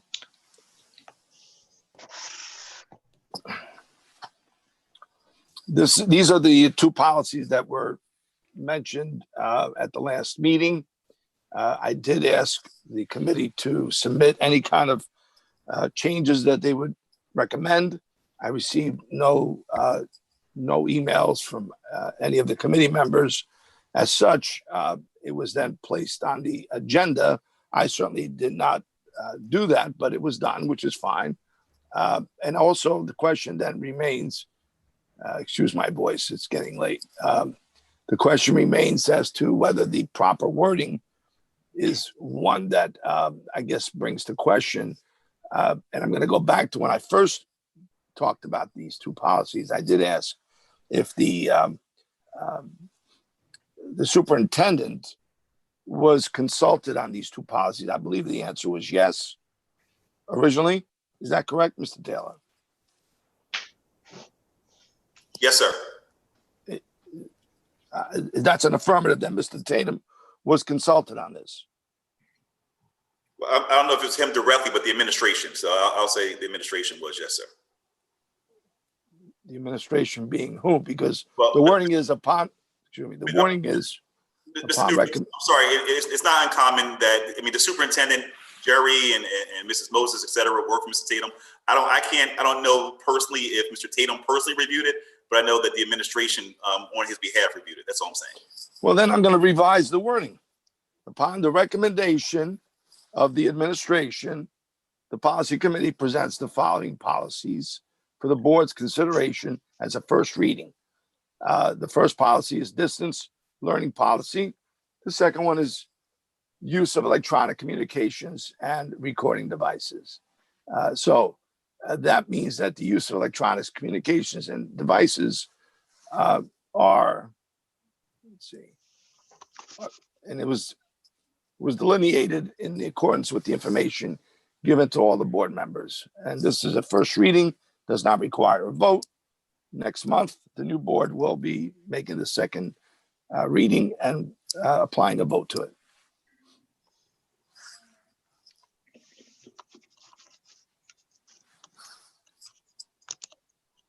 So we need to, you're changing the wording, so we need a second reading. No, you need a second reading either way. So it's just for information purposes. Either way. Right. If for next month, I think it should be indicated that it was the administration that recommended this. That's just my suggestion. Doesn't have to be that way. Okay. Suggestion noted. Thank you. Thank you. Okay, Mrs. Williams, I believe there aren't any residency resolutions? No, there aren't. Okay. Technology, Dr. Francis? That's it, nothing. Reviewed? There's nothing. Thank you. Can we have a motion to approve our bills? Motion. So motion. Motion by Mrs. Richardson, seconded by? Second. Seconded by Mr. Nufrio. Roll call? Dr. Francis, Yes. Mrs. Higgins, Yes. Mr. McDowell, Yes. Dr. Morgan, Same. Mr. Nufrio, Yes. Mrs. Richardson, Yes. Mrs. Ruiz, Yes. Mrs. Williams, Yes. Mrs. Benisi. Yes. It brings us to unfinished business. Is there any unfinished business?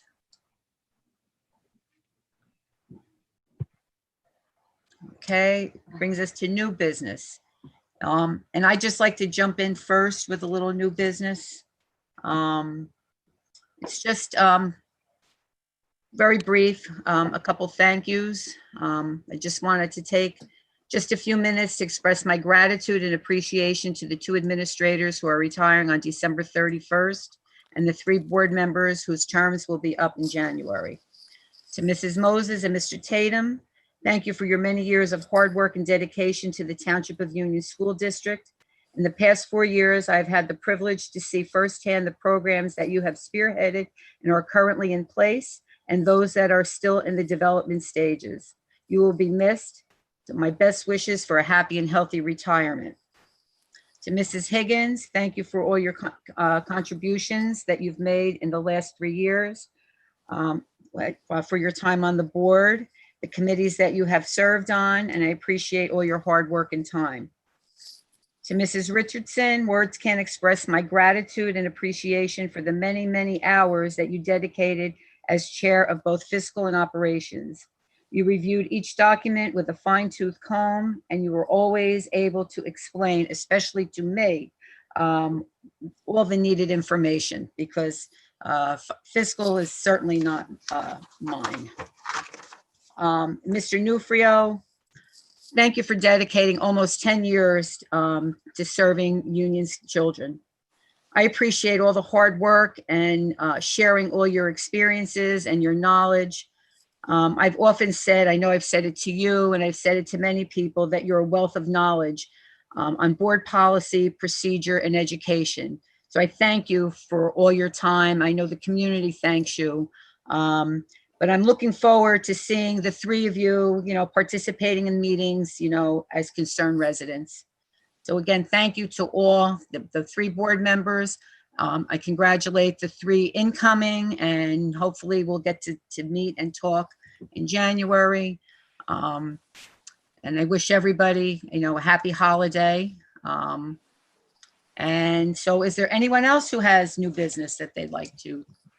Nancy, you were pretty thorough in your thank yous to everyone, but I would also like to personally thank Mr. Tatum and Mrs. Moses for their service to the district for, the years that they were in their positions. They are going to be missed. And to the 3 outgoing board members, what's to say? I mean, you did such an amazing job as board members. Despite what any other people might want to say, I know where your hearts were, and you worked on behalf of our children. And I'm just really happy that I had the opportunity to work with you 3. Can I just say, and thank you, Marilyn and Nancy, because you guys are awesome board members. And I just want to say that it was a privilege to work beside you guys and to learn from you guys. And thank you. Thank you. Mrs. Minisi, Yes, sir. I would like to, excuse me, first thank the the public who did vote for me for the 3 terms that I served, 3+ terms. But also, I want to also congratulate you for doing 2 years of presidency, and you're still not on some medication. You probably should be, but maybe that'll come soon. Hopefully not the wrong medication anyway. As far as the 3 of us are concerned that are outgoing, I just want to quote a very famous person that once actually served as governor of California. I think you'll know him by his very well-known line, "I'll be back." Thank you, Mr. Nufrio. And Mrs. Manisi, I would like to thank you as president for the last 2 years, and Mr. Nufrio. When I came on, you were president for the first year, and the vice presidents that we had, you for the first year, and Mr. McDowell and Mrs. Williams, and all the other board members that I've worked with during the past 3 years. You know, it does take a board to not always agree on things to come to a solution that is appropriate for the community. So although we may not all think the same way, I hope that we all have the children's best interest at heart when we're making our decisions. So thank you, everyone, and I enjoyed these past 3 years. Mrs. Manisi, if I may, I'm sorry. I'm sorry, Linda. That's okay. And I just want to say, Linda, you came on the board, you admitted that you needed to learn a lot, and you did. And I was very impressed how you did approach the 2 committees, which I served on with you. There were times that I felt you were exceeding your limitations, and you proved that to be true. You did exceed your limitations by learning and consulting and investigating. You also shared a lot of your other experiences in your position where you serve currently at your work. But to remind everyone, this is a public institution, and basically we are guided by different standards, different statutes, but some are the same. Certainly, transparency and due process is what's expected of all institutions, public or private, in their own manner. But I do want to say one more thing, and that's to Mr. Benaquista, or at least about him. I just turned 71 years of age. 50 of them were served as an administrator, teacher, board member. And in the 50 years that I have been in this profession, I have to congratulate you, Mr. Benaquista, for the amazing superintendent's report.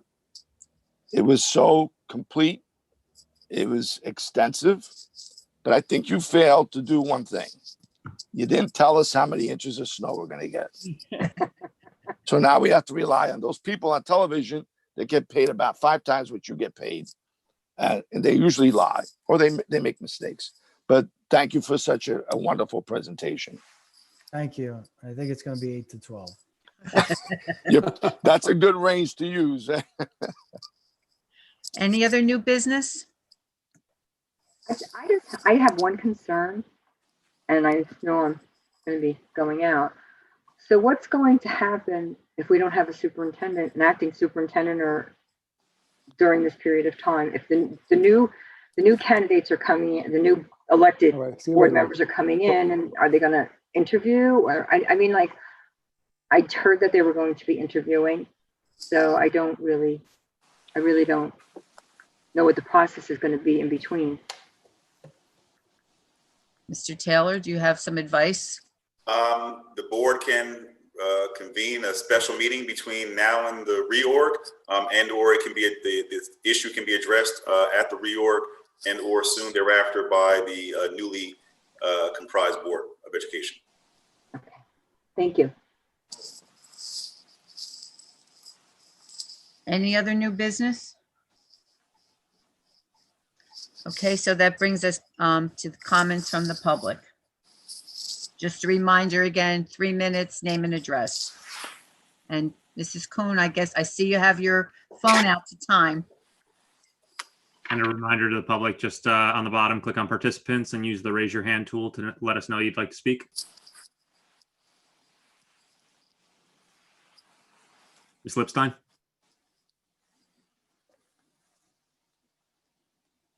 Susan Lipstein, 2569 Jackson Avenue. I think I'll talk this time as the president of the Township of Union Education Foundation. I want to thank Mr. Benequista for airing the video that was sent by Mrs. Genovese, because it shows what kind of teachers we have that have creative and innovative skills and abilities, and take the time and effort to apply for the grants that we give. I see we've got a lot of people on, and I hope a lot of them are teachers, because we are awarding grants for the next school year. Our applications will probably be online in January. So go on to our website and find it. And how we do the grants, you'll apply for the grants when you get the application comes to us. We let you know we've received it. And then all identifying information of whomever has applied is removed. It goes to a grants committee that's made up of educators, mostly retired teachers in the district. Probably among the 5 or 6 of them, there's 250 years of educational experience.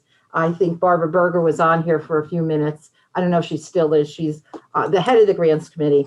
They go through the grants. They don't know where they've come from, who's given them. They look through them first. They bring them to our committee meeting, and they discuss what they thought about all of them, and then we discuss them as a whole.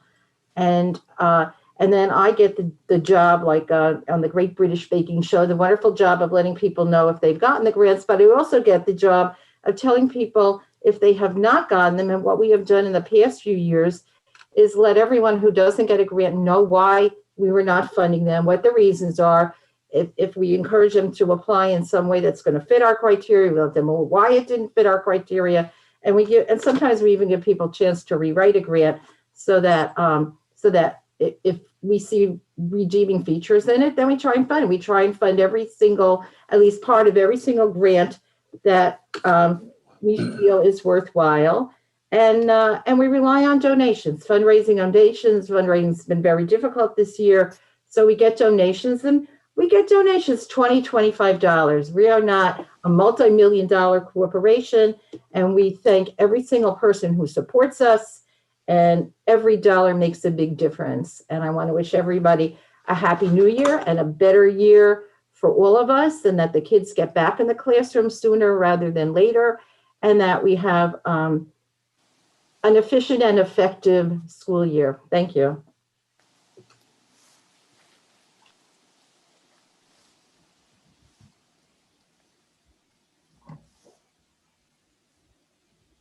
Ms. Brunsmeyers? Hey everybody, Kathleen Brunsmeyers, 928 Lakeside Place. First, I want to say congratulations to the new Union High School student liaisons. I think they did an incredible job tonight speaking and speaking on behalf of their grade levels. I don't know how they get chosen, but whoever did the choosing, I think you did a great job picking out those students. They seem like they're doing a great job. I want to give a shout out to all the students, all the families, and all my colleagues. I also teach here in the district, and to everyone at the administration level, and to all the board. I know how hard every single person is working this year. I am blessed to have a fabulous class this year with fabulous families supporting them, and it is a struggle for every single person. So I just want everybody to know that I think everybody in town is doing the best they can do, doing a great job, and we're going to get through it. We're all going to get through it, and we're going to keep looking at the positive side of things, because I've gotten to have some really great experiences and learn my families that I would never get to do if we weren't virtual. So we looked at the positive side in my class every day. So I wanted to say that another thing, I would like to say I was a part of the planning team that Mr. Tatum's planning team that helped put together mission statement. And I would like to say congratulations and best wishes to Ms. Boku, but I would also like to thank her, I don't know if she's still here, for bringing it forward and for calling out our attention to that mission statement. We did not just throw that together. We worked hard to put that together, and we looked at the meaning behind all of that and every word. And we really spent a lot of time trying to focus on the mission statement for this district. And the honesty part speaks volumes, and the community part speaks volumes. We need to do better so that we can all be better. And we expect a lot from our board members. I want to first say thank you, huge thank you to Mr. Tatum, Mrs. Moses, and best wishes to Ms. Boku. I hope you all have a wonderful sleeping through a snowstorm and not have to worry about making a call as to if we're going to be out or not. But that be Mr. Beniquista right now. But I would like to say to the board members, please remember, I don't know who it was that leaked something. I like every one of you. I think I've met you all. I like you all personally, and my personal things have nothing to do with what's happening. Somebody went into a confidential meeting and took confidential information and then leaked it. That's a big concern that I have as a taxpayer, as a parent from this district, and as an employee. I think that you guys need to try and remember, I don't know who it was. I don't care who it was. It needs to be held to an accountable situation. And then my other question would be, who is going to be leading the ship come January 1st? Mr. Beniquista has been doing a fabulous job. I will end it. Thank you, Ms. Kuhn, and welcome to you for your new participation in our board. I did never get to say welcome and join us. Thank you. If you ever want to come to pre-K, you can come my way. But Okay. who is going to be running the ship come January 1st? Thank you, and season's greetings to everybody. Happy Hanukkah, Christmas, Kwanzaa. Goodbye.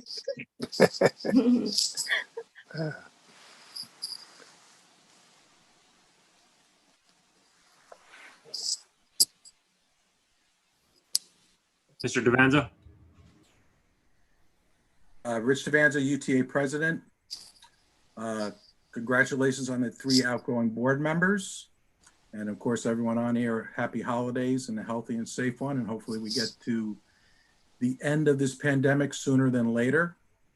And just to piggyback on what Ms. Brunsmeyer said, and Mr. Taylor, I don't know if I'm not understanding it correctly or if there's still, you said that statute 18A says January 1st, that there has to be a superintendent in place, but then you say that the current board members are still on until the reorganization meeting, several days later. So what technically happens on January 1st? The district does not have an interim superintendent in place. Can someone please clarify and explain what happens over those days? Are you not out of compliance because of that? And then the number of days before, it comes up, I would like to have that explained. There's a lot of people asking that question. My phone's been blowing up, so I pulled the short straw and I was willing to ask that question. I think everyone on here would like to know that answer. And hopefully better than the one I asked in the beginning of the meeting too.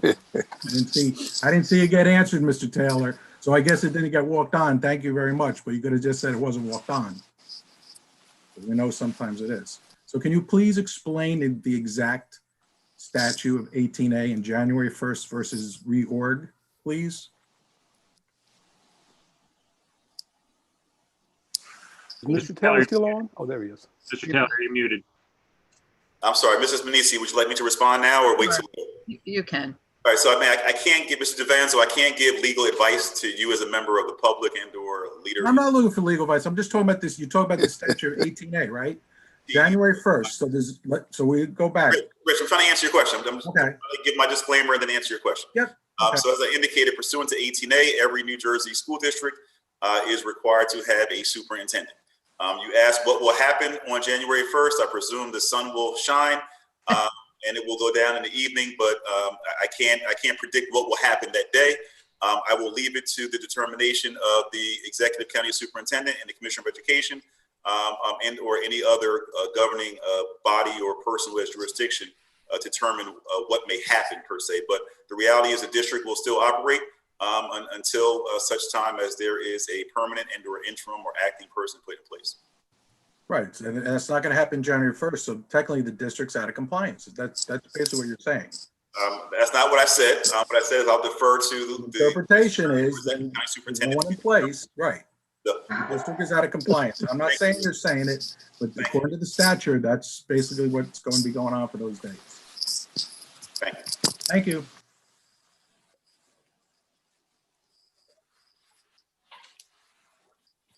That was the last raised hand. Okay. President, can I, What, I see another raised hand. oh, do you have another one? Mr. Lee? Yes. I don't have any huge comments with regards to anything substantive. My comments are more of my gratitude and thanks to a lot of folks. I want to thank Superintendent Tatum as well as Assistant Superintendent Moses for their service. On the agenda, I saw that Mr. DeMarco is also leaving the school district in January. He was my 6th grade math teacher and a fantastic math teacher, and I want to thank his years of service as well. And there's 3 other folks that I want to thank as well for their service. Mrs. Higgins, I want to thank your time on the board, your 3 years. Mrs. Richardson, thank you so much. And Mr. Nufrio, thank you. I think if I could sum up my comments with regards to the 3 of you, is that you have a deep commitment to the children. You have a deep commitment to facts. You have a deep commitment to relying on data and due diligence and procedure to do the right thing for our children and our community and for our school district. And I want to make sure that people know that you've always governed and acted in a professional manner, in a manner that speaks to the integrity, to the compassion that each 3 of you have. And again, I just want to thank your service as well as the service of many other folks who are leaving us after this year. Thank you. Yeah.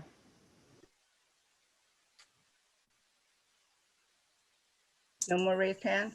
No, that was the last raised hand. Okay. With all these questions and Linda's concern and the public's concern, I'd like to reintroduce the motion to appoint Jerry Benaquista as acting superintendent beginning January 1st. Is there a second? Second.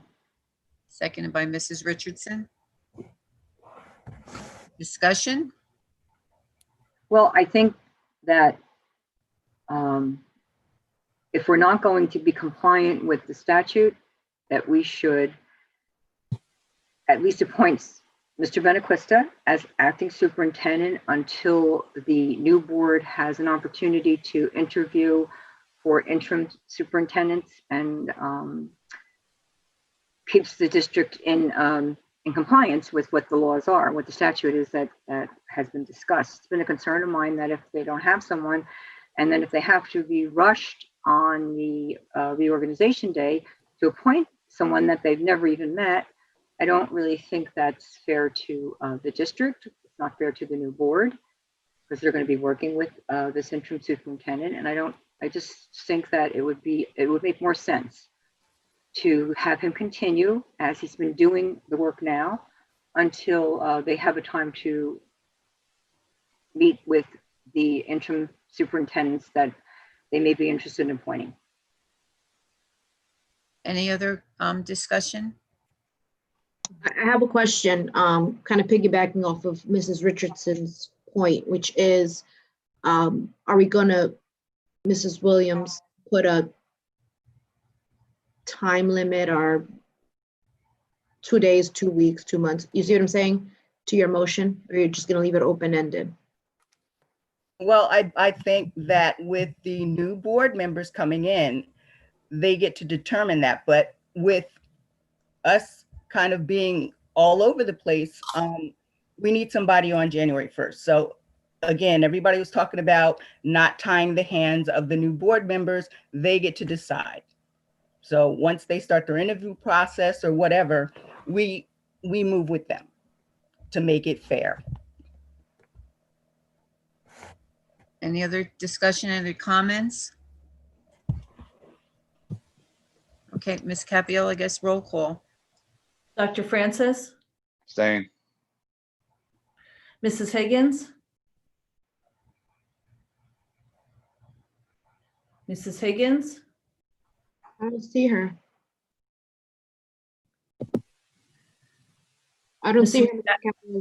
She doesn't Thank seem to be in the meeting. Come back. Maybe come back to her. Mr. McDowell, Yes. Dr. Morgan, Same. Mr. Nufrio, You're muted. You're muted. Because of the conflict, I have to abstain. Mrs. Richardson, Yes. Mrs. Ruiz, Yes. Mrs. Williams, Yes. Mrs. Manisi. Abstain. So it's 4-4.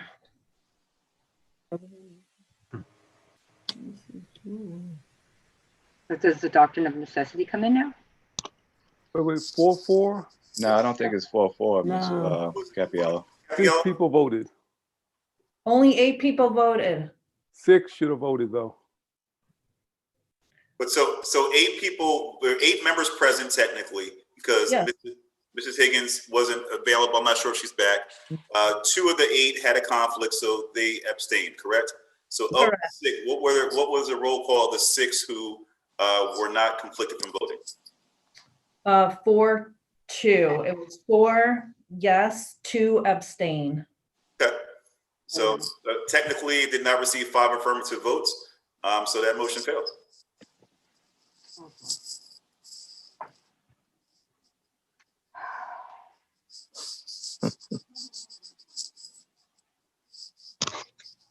So, I guess that brings us to executive session then. All right, Mrs. Manisi, can we have a motion to go into closed executive session to discuss matters of personnel, specifically the items referenced by Dr. Francis earlier, as well as pending litigation, IATA versus Lowry, and a recent unfair labor practice filed by the UTEA regarding sick leave bank. Minutes will be taken and released to the public if and when the need for confidentiality no longer exists, and action may be taken by the board when it reconvenes in public session. There's a motion. So moved. Is that with you, Mrs. Ruiz? Yes. Okay. By Ms. Ruiz, is there a second? Second. Seconded by Mrs. Richardson. Roll call, Ms. Capiello. Dr. Francis, Yes. Mrs. Higgins. Oh, she didn't come back. Sorry. Mr. McDowell, Yes. Dr. Morgan, Yes. Mr. Nufrio, Yes. Mrs. Richardson, Yes. Mrs. Ruiz, Yes. Mrs. Williams, Yes. Mrs. Manisi. Yes.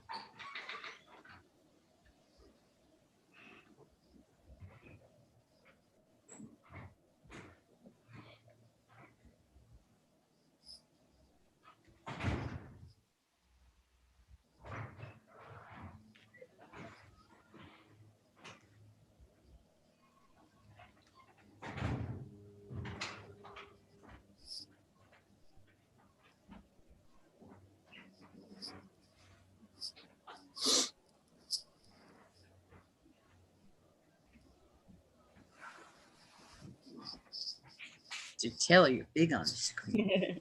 Was that? You're big on the screen. It's like your show. Oh, me too. I think I just accidentally put a board member into the waiting room. Which board member would that be? I don't know. I was just doing it. I realized I was on the board members. I don't think you could have, because they have co-host rights. Oh, okay. Okay, good. Sorry. Hi, everybody. Merry Christmas. Thank you for helping, by the way. Yeah, sorry. No, thank you. It's a lot of clicking. Are we done? No, No. we're not done yet. I gotta go back. Yeah, I'm still going.